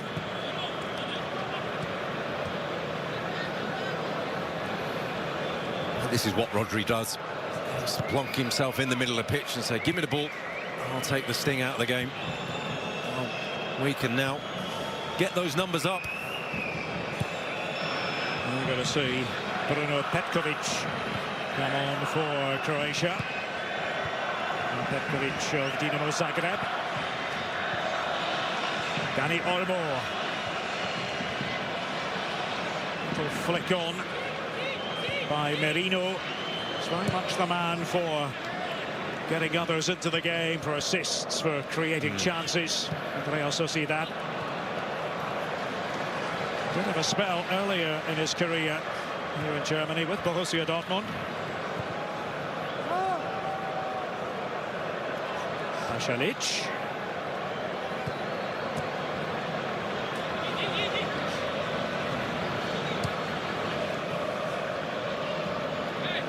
And the spin and the turn by Gvardiol. Lamine Yamal is looking to do the defending. There is Rodri and efficiency himself. He's just looking at Croatia now. The threat that they can hold and how they're going to get into the game and the balance that that brings, and they're just starting to feel like it's a damage limitation job. Let's look towards the other games. This one might have gone. Now for the Croatia substitution, it's going to be Andrej Kramaric who bids goodbye to this match. And on in his place will come Bruno Petkovic.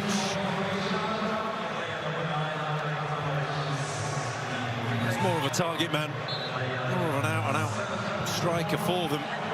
You feel with Kramaric, who's one of the creative players for Croatia going off, it's maybe a sign that they're looking to matches beyond this one. And it's a good point that you made a few seconds ago, Rob. This game could be gone for Croatia, but it doesn't have to be the end of the story, because the qualification process is forgiving. You can finish third and to move on. No guarantees that you move on as a third-place side. Top two guaranteed to move on, though. Pasalic having that one down.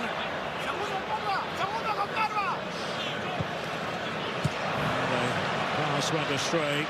Sucic came on together with Pasalic just a few minutes back.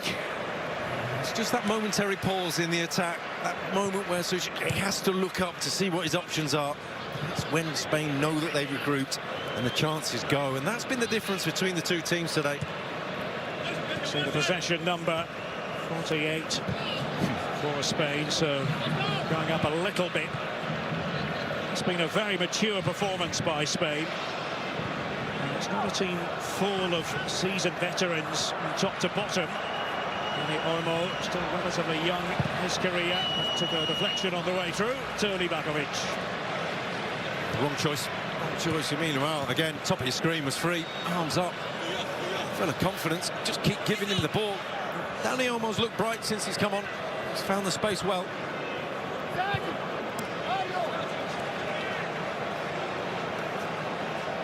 Reminder, tomorrow on Fox, it's Serbia against England. Harry Kane and company. Well, Green and I will have to watch that game in Hamburg after we've commentated on Poland against the Netherlands. But Serbia-England from Gelsenkirchen, 2 p.m. Eastern on Fox. Part of our Sunday coverage of UEFA Euro 2024. How about England at this tournament, Rob? Your general thoughts? Oh, well, I'll be supporting them with you, Derek, but it's one that I feel it's now or never for Gareth Southgate. He's done a fantastic job for the team, for the country. Got so close in the last Euros. I feel like this is the time, this is the moment.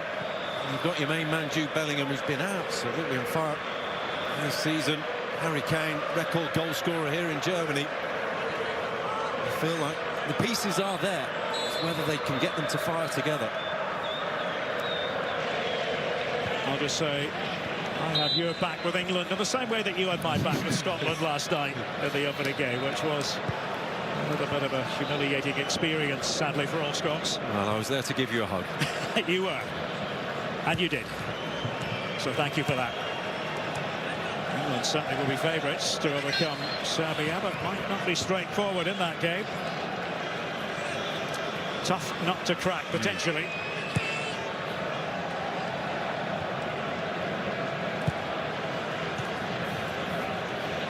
Here's Gvardiol. It's almost taken the air out of the Croatian balloon. That chance that they had, that good chance when it was a messy situation inside the penalty area, couldn't put it away. Cucurella to the rescue, 3-0, a quarter of an hour remaining, and there is, to an extent, the need to keep your powder dry from a Croatian point of view for the games to come. Yeah, and you take some consolation from the game. You say, OK, we had our chances. But some moments, big moments, the what-ifs. You look at that chance, a save from Simon in the first half, the chance for Kovacic. Perisic, and it was left for Unai Simon. Lenormand just a couple of metres away from him. He did well to get the space again, Perisic, but you look at the cross, it's not got the quality. It's a good shout from Simon. It's a call for it. Well, the defenders to leave it. But it's moments, as we've said throughout the game, like that, where they've looked for that quality, and it's just been lacking, just that momentary lapse. Well, they've stepped up, the defenders. Offside flag has gone up against Lamine Yamal. Well, he's fairly confident for his assistant, and you have to be. Should be letting the game go. He was offside, not by much.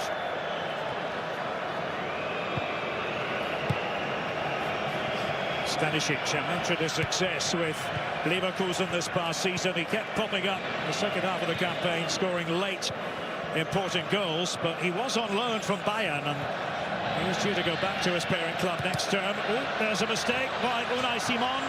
Overly confident, and it's got to be a penalty. It is. Rodri with the errant challenge there, and Petkovic going to ground. Penalty, says Michael Oliver.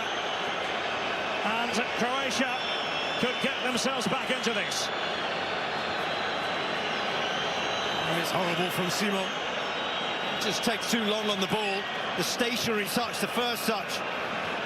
From there, saying the only question really being, should it be a red card or not for Rodri?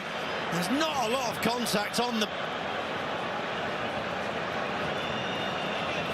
Just wondering whether there was a clear attempt to play the ball. I'd be interested in Mark Clattenburg's opinion here. Yeah, let's get Mark's opinion. Mark, are you with us? Yeah, I think it's one of the safe options for Michael Oliver. I think what they've got to look at is, was it a deliberate play of the ball? If normally a deliberate play is where they go to tackle for the ball, if it was a push in the back or a hold or a pull, then that's not a genuine attempt to play the ball. The argument is, was it a cynical trip? For me, I think it's very, very difficult, and I think Michael Oliver's made the call on the pitch, and I think it should stay with the referee's decision. Yeah, that is what is happening. Thank you, Mark, our expert when it comes to the laws of the game. Now Petkovic is the man who went to ground, charged with the task of opening Croatia's account here at the Euros. Unai Simon is the hero in the penalty shootout against Croatia a year ago. And he denied Petkovic in that penalty shootout in the Nations League. Here we go then. It is Petkovic, it's Unai Simon, and Petkovic there in the centre to score nevertheless. So a penalty save, but it didn't much matter in the end. And at last, there is joy for Croatia, but have they left it too late? Has almost redemption for Unai Simon. It's the same way as a year ago from Petkovic. It's Perisic with the response, with the rebound. You make the save, you're just hoping for a bit of luck, hoping for one of your teammates. Gets the second stab at it, Petkovic. It's a horrible error initially from Unai Simon that gives Croatia maybe a glimpse, maybe a lifeline. Everything just being formally checked as we speak. Luka Modric watching. The Spanish players are surrounding Michael Oliver. Let's bring in Mark Clattenburg once again. Mark. What they're going to look for is they're going to look for the encroachment of a Croatian player. The Croatian player who then goes to take the ball from the goalkeeper's touch. And if he is encroached when the ball was kicked, then therefore this will be disallowed and indirect free kick will be given. So this is what the Stuart Atwell, the VAR, will be looking at. Did the player who touches the ball and crosses it, did he encroach? Not the other players, because that doesn't affect.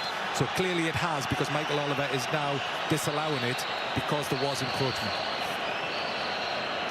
Thank you, Mark, for clearing that up. Yes, he heard from Stuart Atwell in the VAR centre in Leipzig. And, well, aggravating, isn't it, for Croatia? Let's have a look and see where the encroachment was. It's just Perisic on the right-hand side of your screen, and it's a foot, it's a step into the area. And it sums up Croatia's day.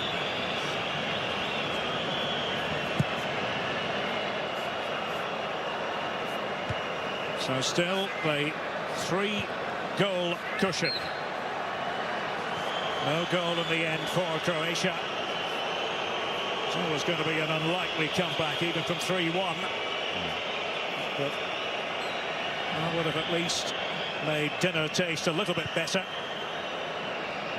You mentioned the error by Simon with his feet, and it's not for the first time, and this isn't for the first time today. Again, it's been recent as well.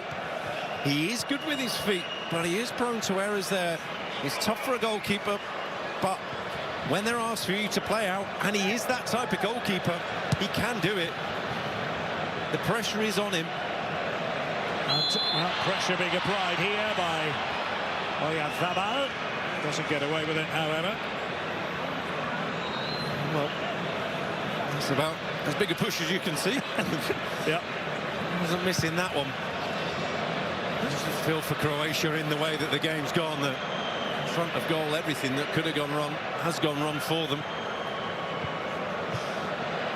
Just going back to Unai Simon as he gets on the ball again.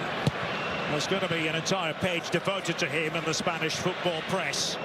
Usually about 20 or 21 pages devoted to the national team alone, and it is going to be a talking point. Yep. The fact that he has erred again with the ball at his feet. It just was that initial touch, and you saw there when he cleared the ball, he took a big touch out of his feet, and that's what you've got to do, is move the ball away from the striker. Didn't do that, and that allowed him to be closed down. Hey, we all do it. We all make mistakes, and each one as a goalkeeper. it's going to cost you, and he's just grateful that he could respond with the penalty save.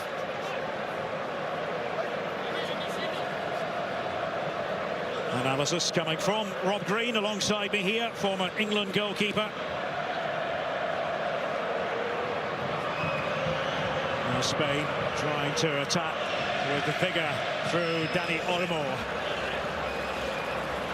Just lost his focus as he dashed into the opposition penalty area. Pasalic did his best to reach it. Rodri was in the vicinity. Petkovic. So look again for Perisic. He has been pretty heavily involved since coming on. Dani Carvajal, one of the players who had backpedaled. And that certainly had the capacity to catch out Unai Simon. Perisic from miles out. Well, he's got both feet. Both feet are wonderful for Perisic, and it's awkward for Simon. That bounce in front. And one thing you can do, get your body behind the ball. Did that. Changes a foot here for Spain. They already have Rodri on the ground. The two men who are about to come on will be Ferran Torres and Alex Baena. And there might be a change of heart here, because Rodri is down and they plan to make that change before the injury. So Martin Subimendi at the ready now, Rob. Yeah, well, you're just hoping again for Spain's sake that it's not serious. The same as Morata. You're looking at the spine of the team here. Your main centre forward, your main midfielder going down injured. Nobody wants that. Hoping Rodri's taking his own precautionary steps here and just coming off 5 minutes to go.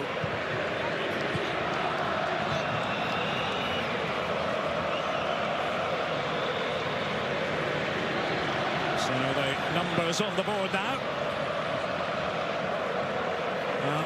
We've enjoyed him. Yep. We've enjoyed this performance by Lamine Yamal, youngest player ever to line up in a European Championship match. They appreciate what they have. We certainly haven't heard the last of him here in Germany. Subimendi is on, so it's another Real Sociedad man out there on the pitch. He's a little bit like Sergio Busquets in style. And Ferran Torres, Barcelona man. Involvement for him near the end of this game, but it's just about done and dusted from a Spanish point of view. They wreaked real havoc in the first half. It's all about Lamine Yamal, wasn't it? Yep. His special performance in the first half. If you haven't seen Barcelona play this season, you've now seen Lamine Yamal at his best, and he was at his electrifying best. He's lit up this stadium. A bit special. Indeed. Remember to stay with us after the final whistle. Jules Breach and the team standing by to provide us with their analysis.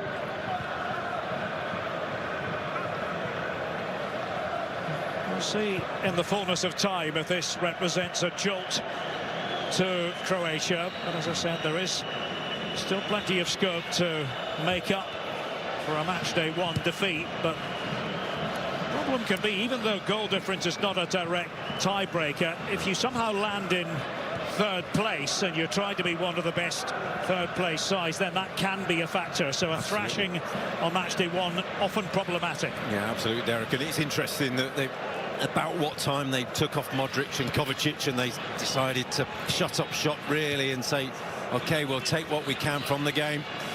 Moving forward, looking at the game against Albania as the obvious target.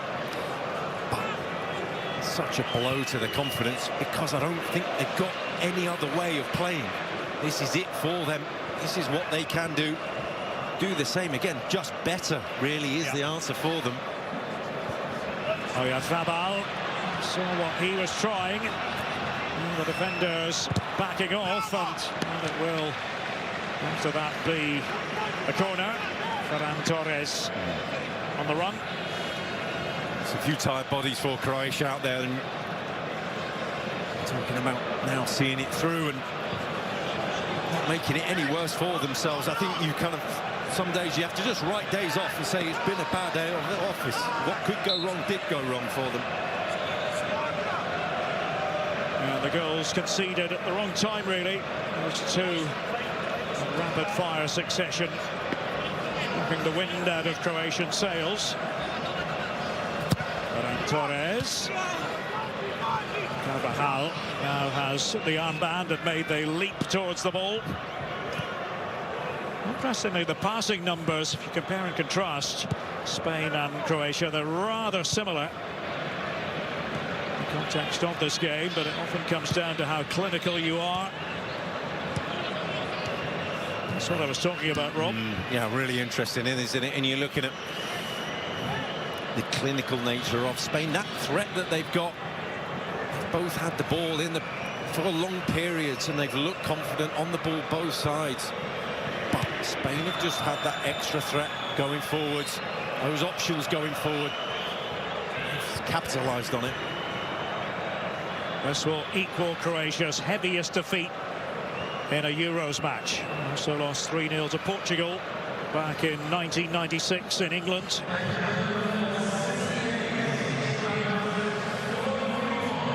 $68,844 is the official attendance. That's just come through over the PA system here at the Berliner Olympiastadion.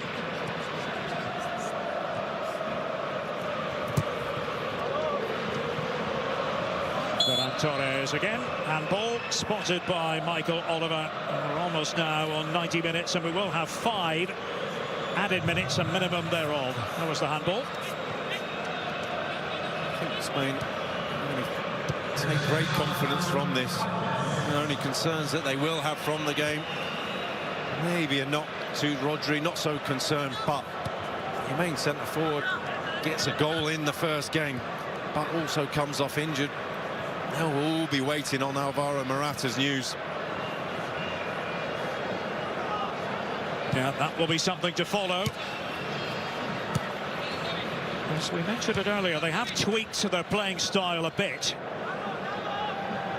It's more direct, more vertical than it was. Morata, of course, is a big part of that. We've got the story going for Spain here in Berlin tonight. Opening goal at the Euros. Stanisic. Faced by Cucurella.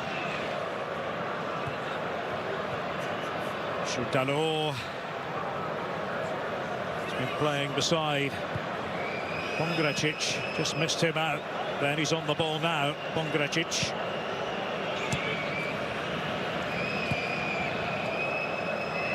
And don't forget, it's Italy, the defending champions, next on Fox. Can't wait for their game against Albania.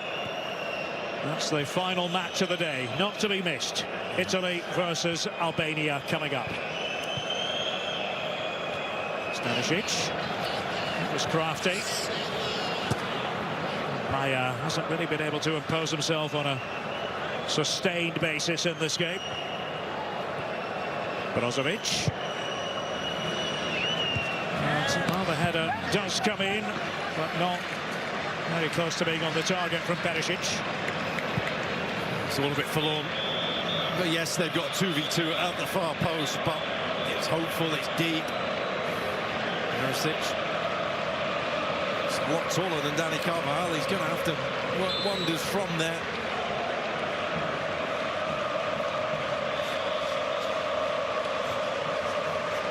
Well, the decibel level is up. Spain inching ever closer to making it official. And food for thought, this sort of performance right off the bat against very credible opponents in Croatia. Dani Olmo, and behind it goes for the corner. Marino in the advanced position. Yeah, you're looking at question marks about the side.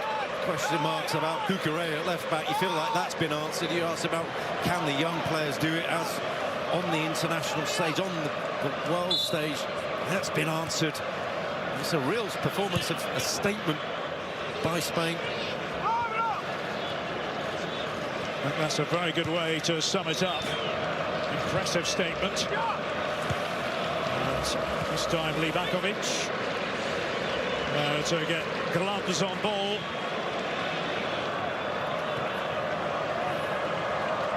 Lovromaya and Stanisic just had to check his run for a second.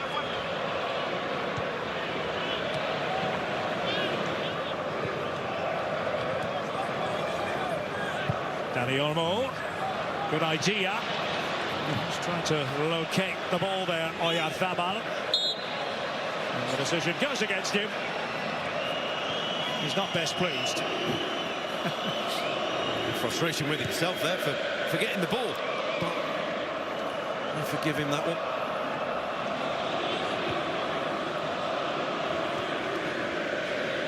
Fabian Ruiz. Hefty contributor.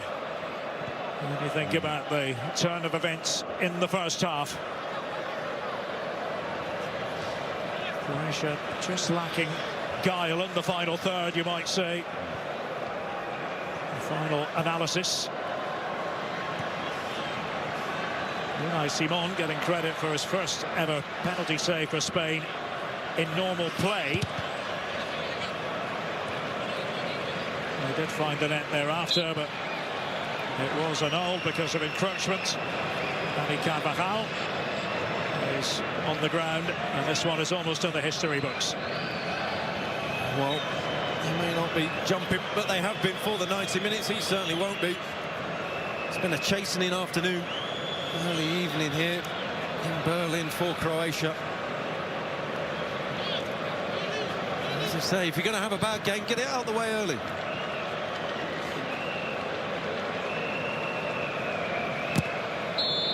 A demonstration of strength from Spain in the opening match here at the Euros. Fabian Ruiz, a goal and an assist. Morata got things started. His goal for 1-0. Dani Carvajal has made an international goal. Just about everything going right for Spain, but Croatia have work to do in the context of the group. Spain 3, Croatia 0.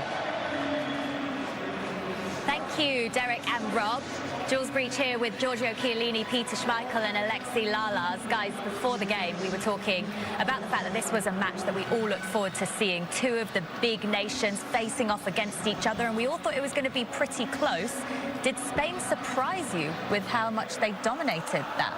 Yeah, but at the end the difference was making by big mistakes from defenders, the Croatian defenders, and also a couple of chances, that more than couples, that Croatia wasted. You know, when we look back at this game and we see that it was 3-0, we think, wow, Spain must have been all over Croatia. But that's not how the game was. Croatia did have chances all the way throughout the game, and it could have been a lot different. But as you say, George, the mistakes in the back of Croatia was just not, I mean, that was, yeah, I don't know. I mean, Croatia, I think Rob said that, they played a bad game. Get it out of the way early. That's the way to do it. If you want to have a bad game, get it away. Yeah, they played part of a bad game, to your point. And yeah, on the score sheet, it looks bad. And it is bad. You lose 3-0, it's bad, no matter how it happens. However, I think Croatia can go back and look at moments where they started to find their old self. And if that self shows up, and it has to show up in the next couple of games, they can still find a way to work back into it. On the other side, when it comes to Spain, this is the type of Spain that we have now become used to in the way that they went about it in a different way. They spread it around and they capitalized. There was a ruthlessness to this Spain team that when they saw those opportunities open up, even if there were gifts by Croatia, you still got to take them by both hands. It was a ruthlessness that was missing from the Croatia side. Yeah, not easy. Also, they wasted the opportunity to score at least one goal. That could be very important in the future, because we know the third places could pass to the round of 16. Sorry to interrupt. We got Rotter in the frame there, so he came off injured. Morata came off injured. If I'm Spanish supporter, or Spanish man, I'd be a bit worried, because they were the dominant players today. If they're missing, that could be an issue, but it looks like they'll probably both be okay from what we're seeing so far. 2024 UEFA Euro today on Fox. is presented by Intuit QuickBooks. An early look at Group B then, after Spain's impressive opening win over Croatia. The defending champions, Italy, still ahead here on day 2 as they take on Albania. And as we can see, Spain leading the way with 3 points at the top. Croatia and Spain went head-to-head today for the 4th consecutive Euros, this time at the Olympiastadion in Berlin. So let's take a look at all the action, starting off with that early Spain goal. All right. Alvaro Morata, Georgia was telling, you know, he leads by example. And no, by the way, they're 16-year-old on the field, not for nothing. But Morata leads by example, doesn't always give speeches and everything, but, you know, he doesn't have to give speeches as long as he is putting it in the back of the net, right down the gut. Spain just said, thank you, we will take that. And we talked about this Croatia defense not being particularly good in central. And this is just ridiculous how they defend this. Too easy, too easy. It's too easy. I mean, to score a goal at this Euro, at least you've got to be challenged. And they weren't, at least not for this goal. Yeah, and that's a couple of situations in which Croatia could score and reopen the game. Here, Oscar Guardiola had a good chance. I don't know if he saves the ball, Unai Simon, but it wasn't goal. All right, out wide. What's up, SO peeps? Mushroom, if you're in the chat, I don't think you are because there's only one here. But hey, just wanted to say what's up. And I'm going to play some UAFC. So I've got got about 30 minutes or so. We're going to stretch this baby out a little bit because this is where you're coming. Tonight after the Stanley Cup Finals, game number 4. Yes, oh my goodness. Oh boy, Edmonton Oilers, you better pull it together. You got to pull it together, Edmonton. We got to see a Game 5 back in Florida. We have to see it. Cheers to all the TSI people here. I appreciate this. Now, just to give y'all a little heads up, I am sending you guys over to Sons of a Pitch because this is it's me. This is where it all started, and I started a podcast with my buddy from work, Nick P, my brother. For all the SO peeps, remember Nick P. You can still see him on the channel. I got a bunch of stuff here on the channel. I have to reorganize everything, but you know, it was that was what started it all. That is what started it all.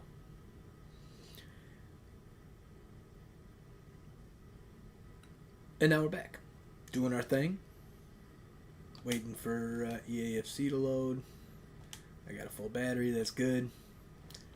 All right, so let's see. What was that objective there with, I think, all the English players, right? So I'm going to make a squad of all English players. And we're going to play this baby till the second game starts. Or the third game of the day, excuse me. Got Peter Schmeichel over there. Yes, he is a legend in this game. 96, awesome goalie for us and our team.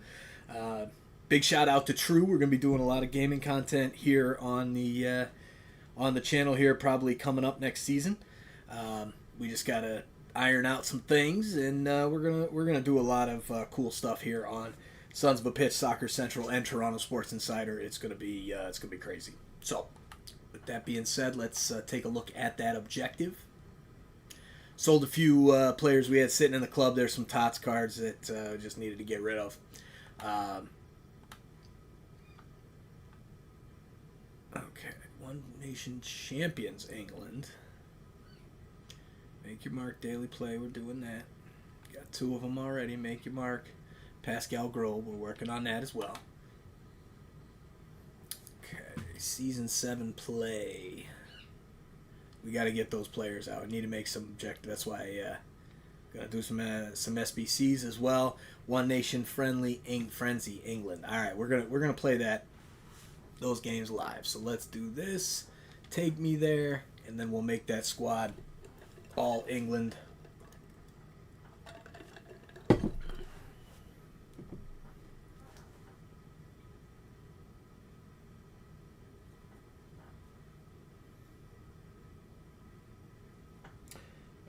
let's switch this up to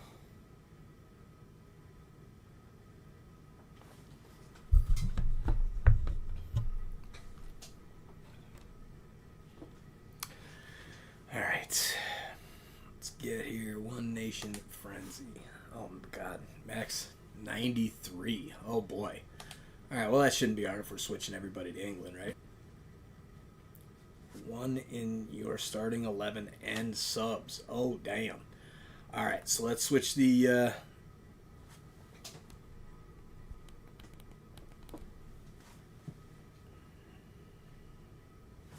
yeah, go live, bro.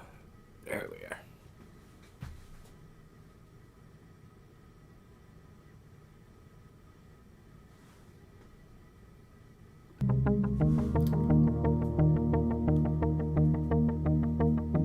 Ooh, that's way too loud.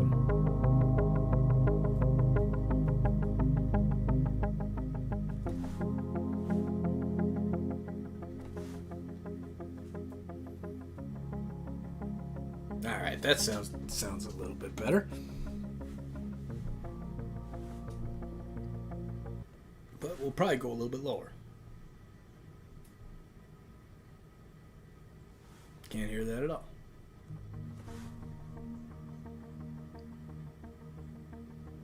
Okay, yeah, you can barely hear that. How about my mic? Okay, yeah, we're good. Perfect. All right, let's build this damn team.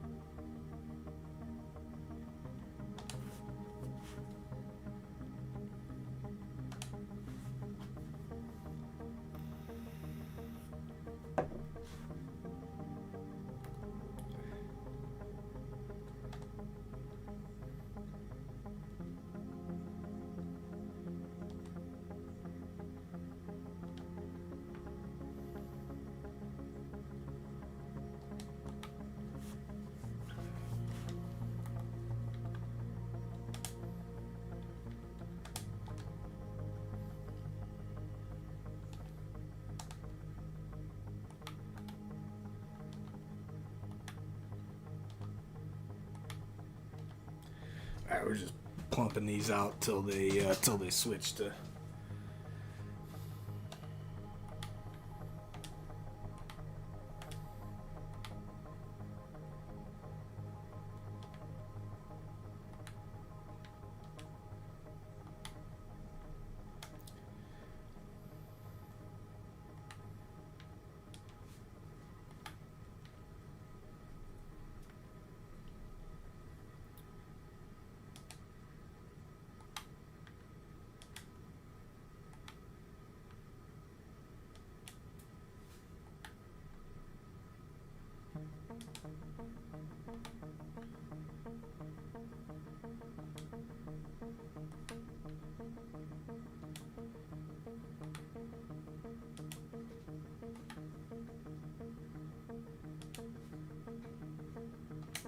All right, I think we should have enough there.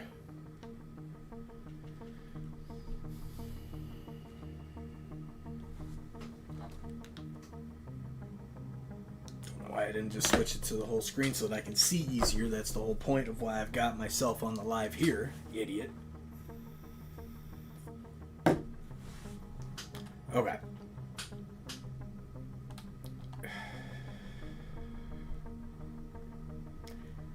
Yeah, you can go here and then go here.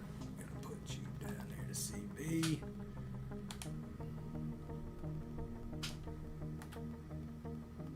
Where'd herbs go?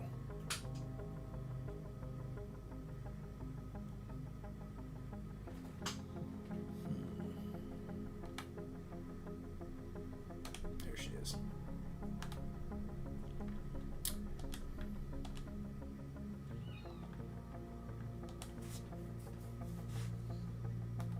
Oh, you can hear the cat there. We got some baby cats. Oh, look at that. There's Italy getting ready to get into the stadium there. Bastoni. Barella. You guys know me, a diehard Italian. That's how soccer started for me, was with Italy. Christian Vieri. Inter Milan, his days there, and then Ronaldo's days at Inter Milan, and watched them in the 2006 World Cup because I broke my leg.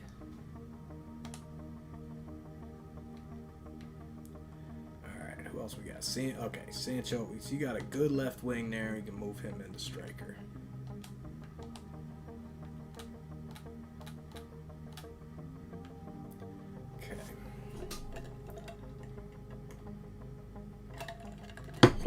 a striker? No, McNamara. Need.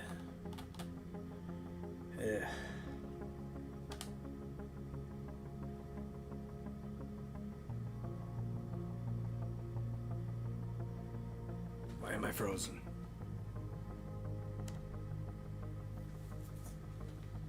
Okay.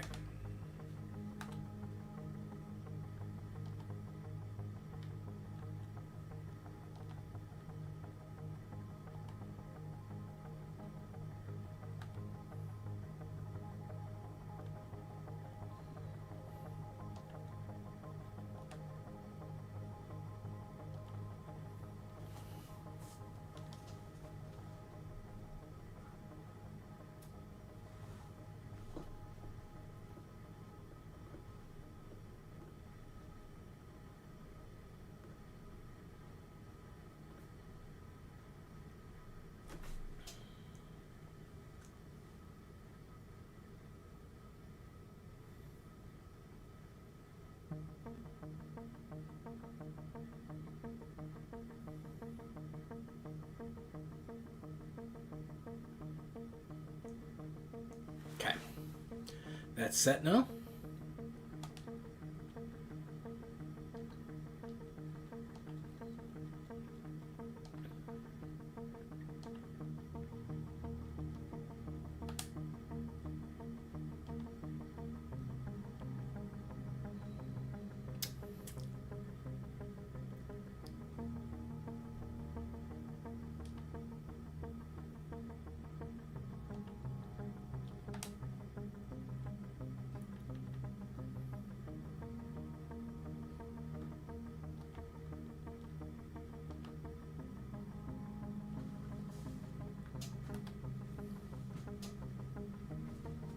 Max 2 loans. Shit. There's your 2 loans on the starter, so you just go off.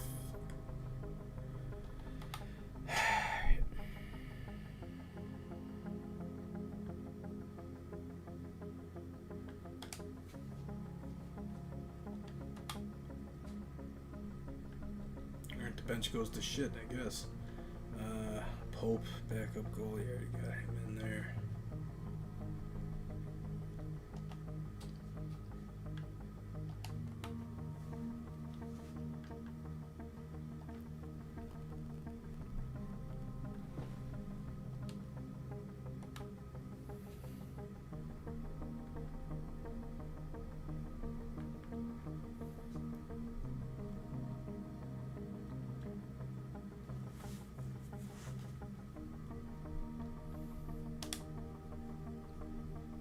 Alright, there we go. We're set. Alright, we're going to play a game.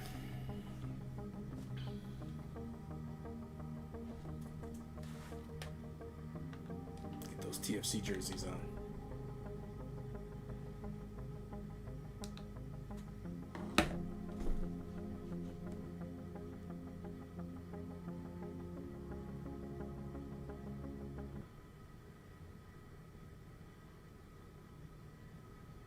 Well, our venue today is a true football monument. I'm talking, of course, about the San Siro. I'm Derek Ray, in position to bring you live match commentary, and my expert analyst, as always on these occasions, is Stuart Robson. And we have action from the max chemistry mode coming right up for you. It's the Founders versus the Rebels. Well, Derek, this should be a good game. All right, turn that volume down a little bit. About how they're prepared for this one. There's been a real sense of togetherness in both camps. And here's the starting lineup for the Founders. Chris Smalling plays with Bobby Moore in central defence. And it's 2 strikers up front who will look to provide the goal-scoring threat. The starting lineup for Rebels. Declan Rice starts with Phil Foden in central midfield. And the main striker today is Gary Lineker. That's better. This could be troublesome. Still possibilities. There you go. Well, so close to seeing an early goal here. It's a great save, you have to say.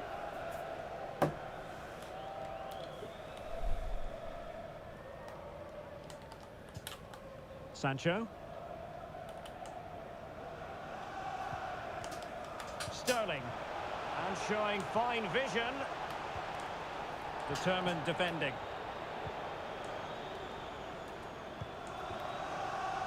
Might have to switch Walker. to that pro camera too and check it out.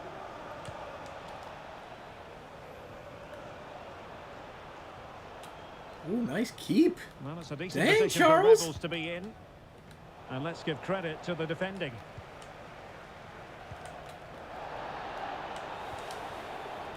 Can he put them in front? Oh, come on. The referee spotted the infringement, and it will be a free kick in a position of genuine menace. This is killing me.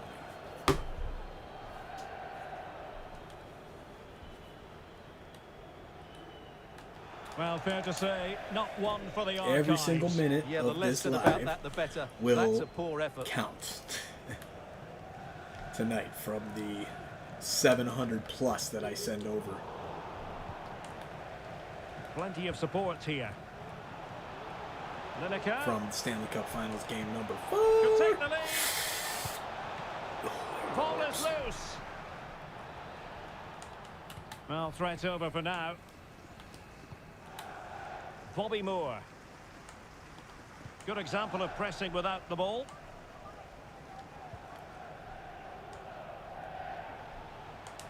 And Rebels come away with it.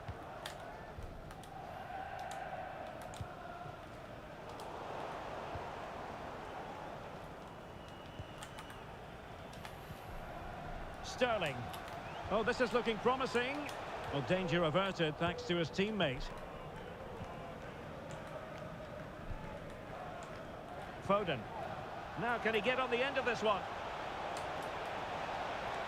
And a threatening looking ball. Ready to fire. Nope. Oh, it's narrowly wide. So unlucky. Or at least 4-minute halves, yeah. Declan Rice. And sloppy in He knows possession exactly from the going to founders. outside. Start going down the middle. Promising move this from Rebels. Plenty of players waiting in the middle. Well, what an opportunity, but really good defending, you've got to say. And the first half is in the history books here at the Meazza. How's it look there for the half?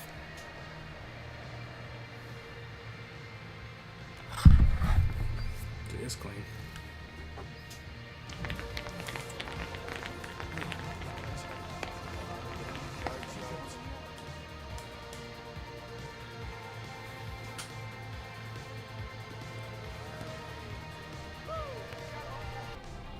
See, YouTube, there is a man behind all of this. So the two teams have switched around, and the second half And is I'm doing underway. this so that I can feed my babies.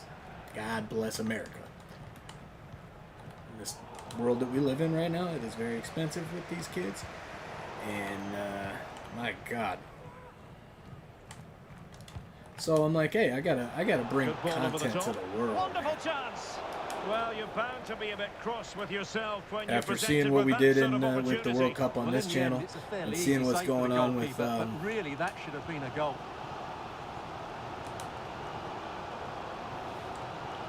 Oh, big opportunity. Get it, son! Oh, Sterling gets the goal in the 54th minute. Fans are loving that.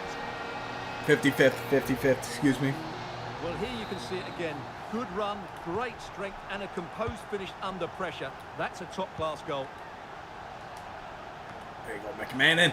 Oh, get up. Get down. Possession Oh, get lost down by there. Rebels. Oh, Smith. Ah, get it. Come on.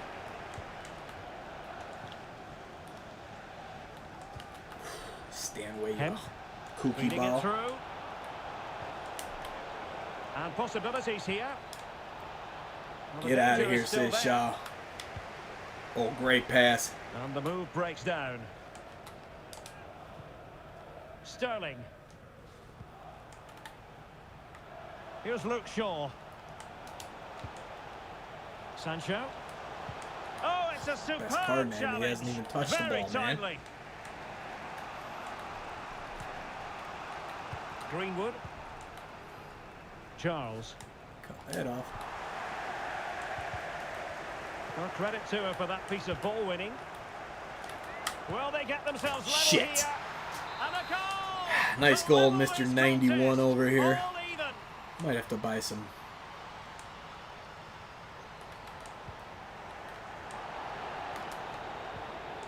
Clean challenge.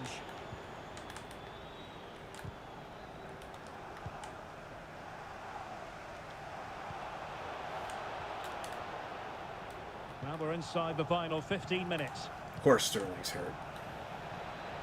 That's a useful cross. No nonsense clearance. Now maybe room here for the counter-attack. Can they forge ahead? No fucking way Walker caught up to that, man. What can they do? Oh, I gotta watch my mouth now. Sterling's hurt. We're gonna put, we got any strikers in here? No, so we're gonna put Saka in. We're gonna put Mead in.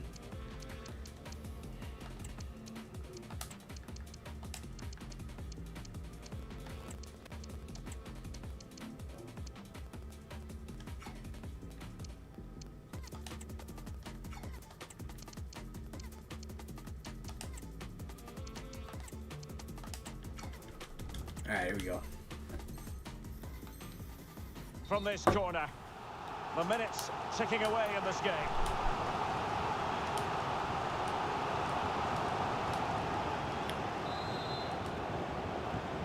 And played short. Nicely timed tackle.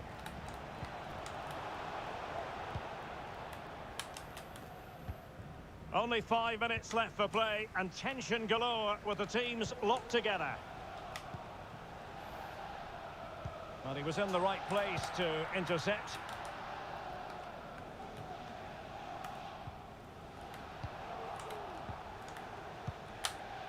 Declan Rice. And the search goes on for a winner. Time is tight. And 1 minute of stoppage time has been added on. Loftus-Cheek. Can he put them in front? Yep, that's how you end it right here, baby. With a shot. Oh boy. Do we have any good players that have better free kicks? Jesus.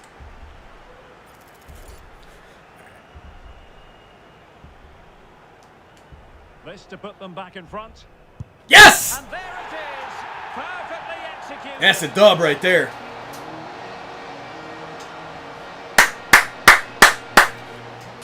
Big shout out to my man True.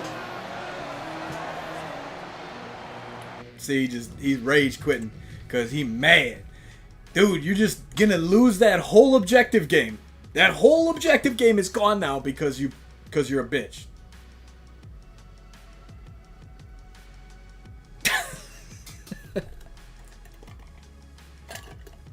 Alright.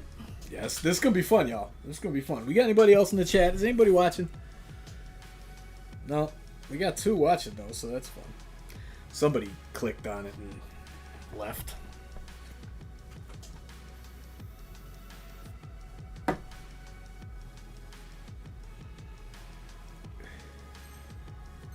Oh, he didn't. He's just being a dick, making it go longer. Got it.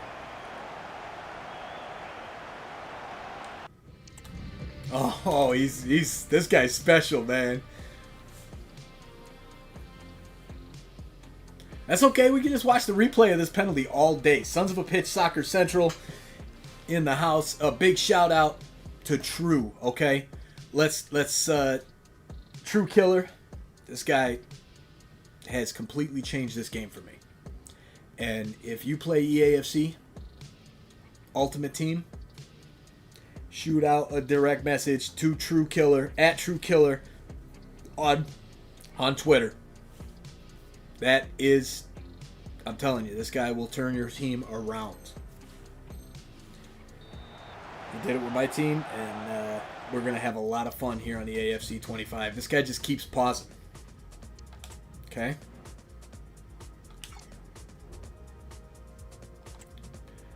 Well, I mean, I got another, 30 minutes till I got to start another game, so.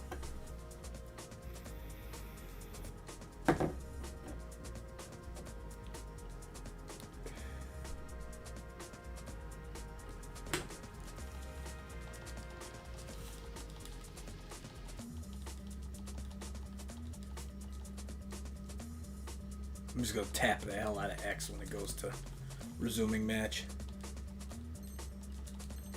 So maybe you can trip the system or something. There it goes, bitch. And there it is, What the up, final pussy? whistle, and the fans will be leaving the edit this stadium out. with smiles on their faces. Well, Derek, it was a tight... Paddy Power FC. Oh, he's an Irishman. Yeah, he got owned by a squad of garbage English players. While you had Tots, you had all those good players. And From Milan, a city synonymous with high fashion, the stadium USA, might not be alright. fashionable anymore, but it remains iconic. he's The San he's like Siro. me. My name is Derek Ray, and my commentary partner on this occasion is Stuart Robson. And what we have coming up for you is max chemistry action. It's the Founders versus Fish and Chips. Well, Derek, we have two teams who are in great shape here, both physically and mentally. So this should be a really good game today. And here's the starting lineup for the Founders. Bobby Moore plays alongside Chris Smalling in central defence. And the tactical configuration has two players in attack from the very outset. Possession regained by Fish and Chips. Well, he's got past his man. That's useful play. Just No, I was going failing to say, to if that hit goes the in, target. bro. Good effort, No though. way.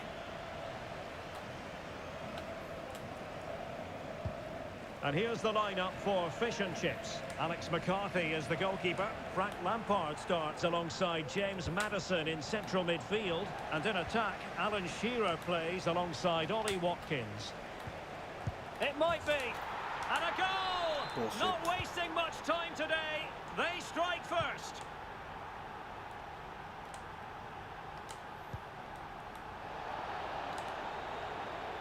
And the referee spotted the foul, but has played advantage.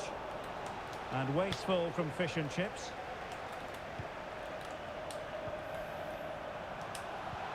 This could square the game. And Oh, that's there you go. exactly That's how you what answer, the Sterling. Now, that could be a massive turning point, and momentum is with them. So the ball is rolling again at 1-1. Palmer. Watkins.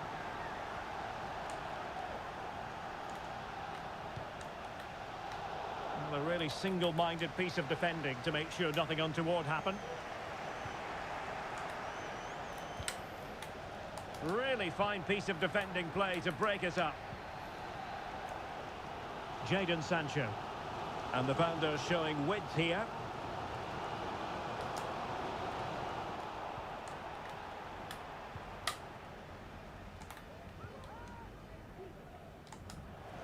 Well, couldn't quite find his teammate.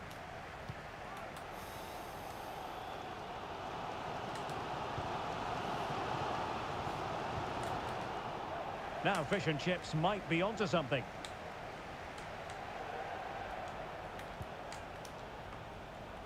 And Moore averting the danger. Well, that one has promise. Well, good work from Fish and Chips to win the ball back. Shearer, can he do it?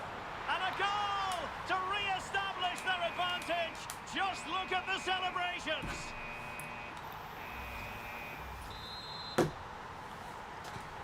So the ball is rolling again. 2-1 the scoreline.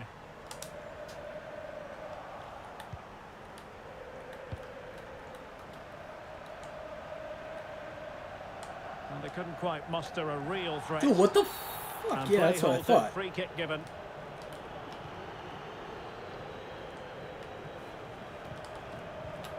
McManaman. Well, just 1 minute of time added on for stoppages here. So the whistle then. We're up the halfway Come stage. on, man, let's go. My button masher. And the ball is moving again, with Fish and Chips looking to build upon what was an appetising first half performance.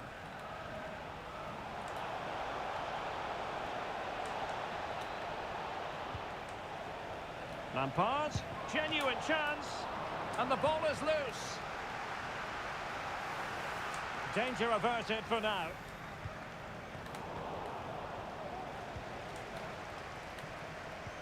Good ball over the top. And players waiting in the centre. Maddison. Can they cover up?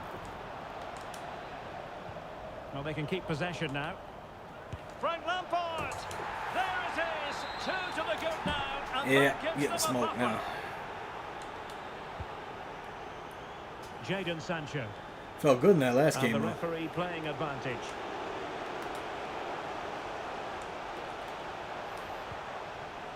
Sterling. What a block! Not that And far the down the perfect wing. You position had to the read wide it. open player right there. Was it because he's a center back? It's looking promising. Has eyes for goal. It's still alive. Great defending. And flag raised. Offside. Well, that was always going to be offside. He just needed to hold on to the ball that little bit longer. Good ball to switch the play. And the Pounders in the wide area here. Can he make it count? McManaman. Smalling. And he stopped them in their tracks.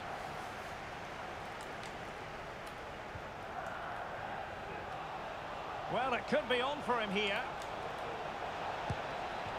There it is! A fantastic goal! Nice goal. And no Oh, wonder he's off 94. celebrating. I got to up my team, man. We're going to buy some England players. Jadon Sancho. Loftus-Cheek. On a Damn it, powerful Loftus-Cheek. effort, but not threatening the goalkeeper. Let's and he'll put be Mavadidi in disappointed. there. Why not? And We're a going to buy some English substitution players in to the get this offing. rating up to And 92, really is it, I pressing their think? opponents. Yeah. Now, who can he play it to?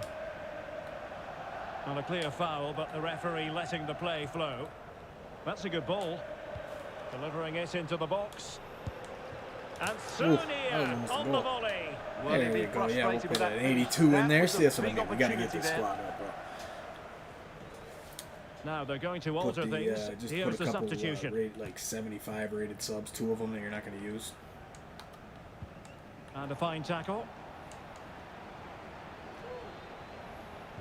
Teammates in the middle. And it wasn't quite as good as it looked when it was played over. Well, nearly there. This game almost over. And looking at the fans, Stuart, they appear to me to be more than a bit gutted. Well, where do I start? They've been totally outplayed in all areas of the pitch, but it's their defending that's really. Yeah, I'll say poor gutted. today. We're No gutted. structure, too open, not SOPSC enough is desire, gutted, but and a lack actually of it's urgency. This is based a on worrying how bad performance. I am at this game. Good run, very much in control of the situation. The fact that I Cross got a fired win in over. the first one is Oh, that's pretty textbook funny. goalkeeping. Usually with these, the win objectives, Short forget about it. corner I'm not getting routine. them unless I call true. And veering in. And there goes the final That's the whistle. end of that much to one. the disappointment Thank of goodness. their supporters. Well, Derek, that just wasn't good enough today. A lack of a game plan, too many players below par, and not enough energy. All right, back to the background music here as we finish this one off. All right, well, this actually wasn't too bad. We did pretty good for this one. 169 views today. That's good, given the base of what we've been working with here. But got to start the Blue Jays game at 2 o'clock on Toronto Sports Insider. Also going to start the Italy-Albania game at 2 o'clock right here on SOP. I got to update the Germany and Scotland there. Alright, let's go get that objective, and then I'm gonna get on out of here and order some pizza. I'm starving.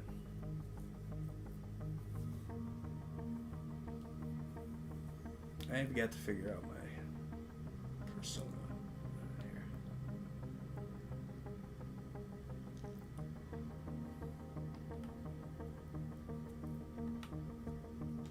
What are you looking at, bro? Let's open a pack for fun. Do we have any good packs?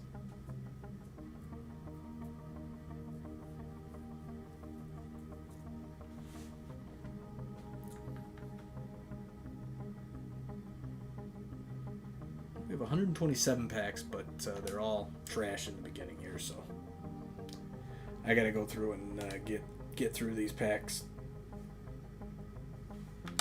84, all right. All right, so we've been live for 2 hours and 42 minutes. We're going to let this baby run to 2 hours and 45, and then that way, hopefully tonight from the Stanley Cup Finals, big shout out. Damn, TSI blowing up, man. It's crazy. I'm a lucky guy. I am a lucky man.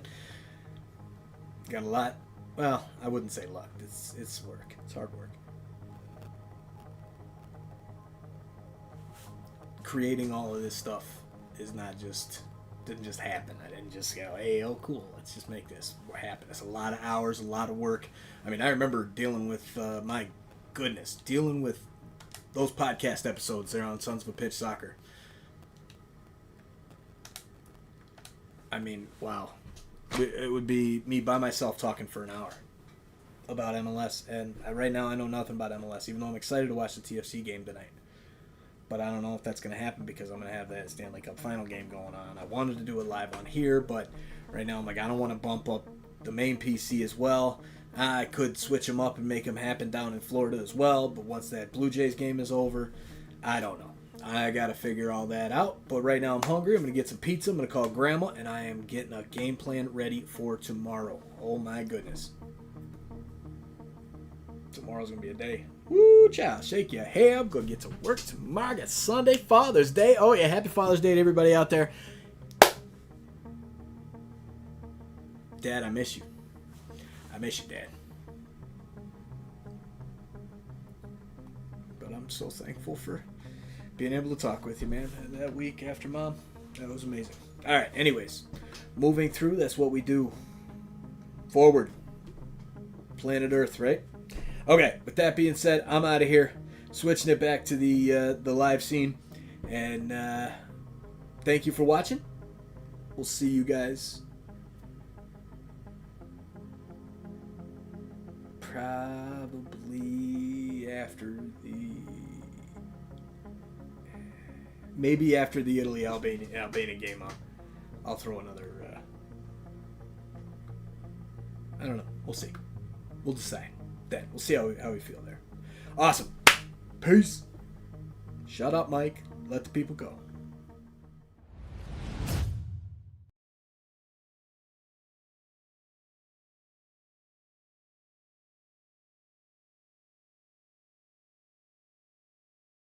Very loud wall tonight.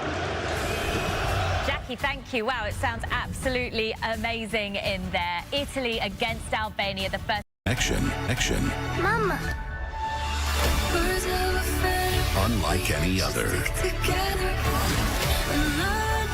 Sometimes, to survive, we must become more than we were programmed to be.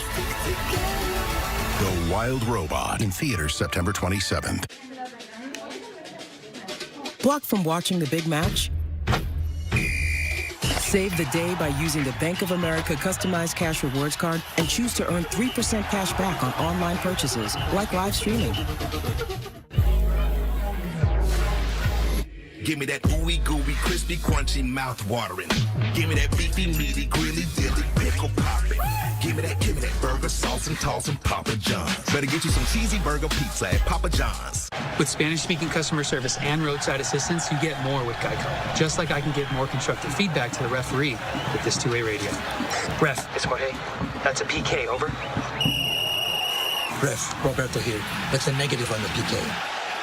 Let's do a red card for 11. ¿Por qué?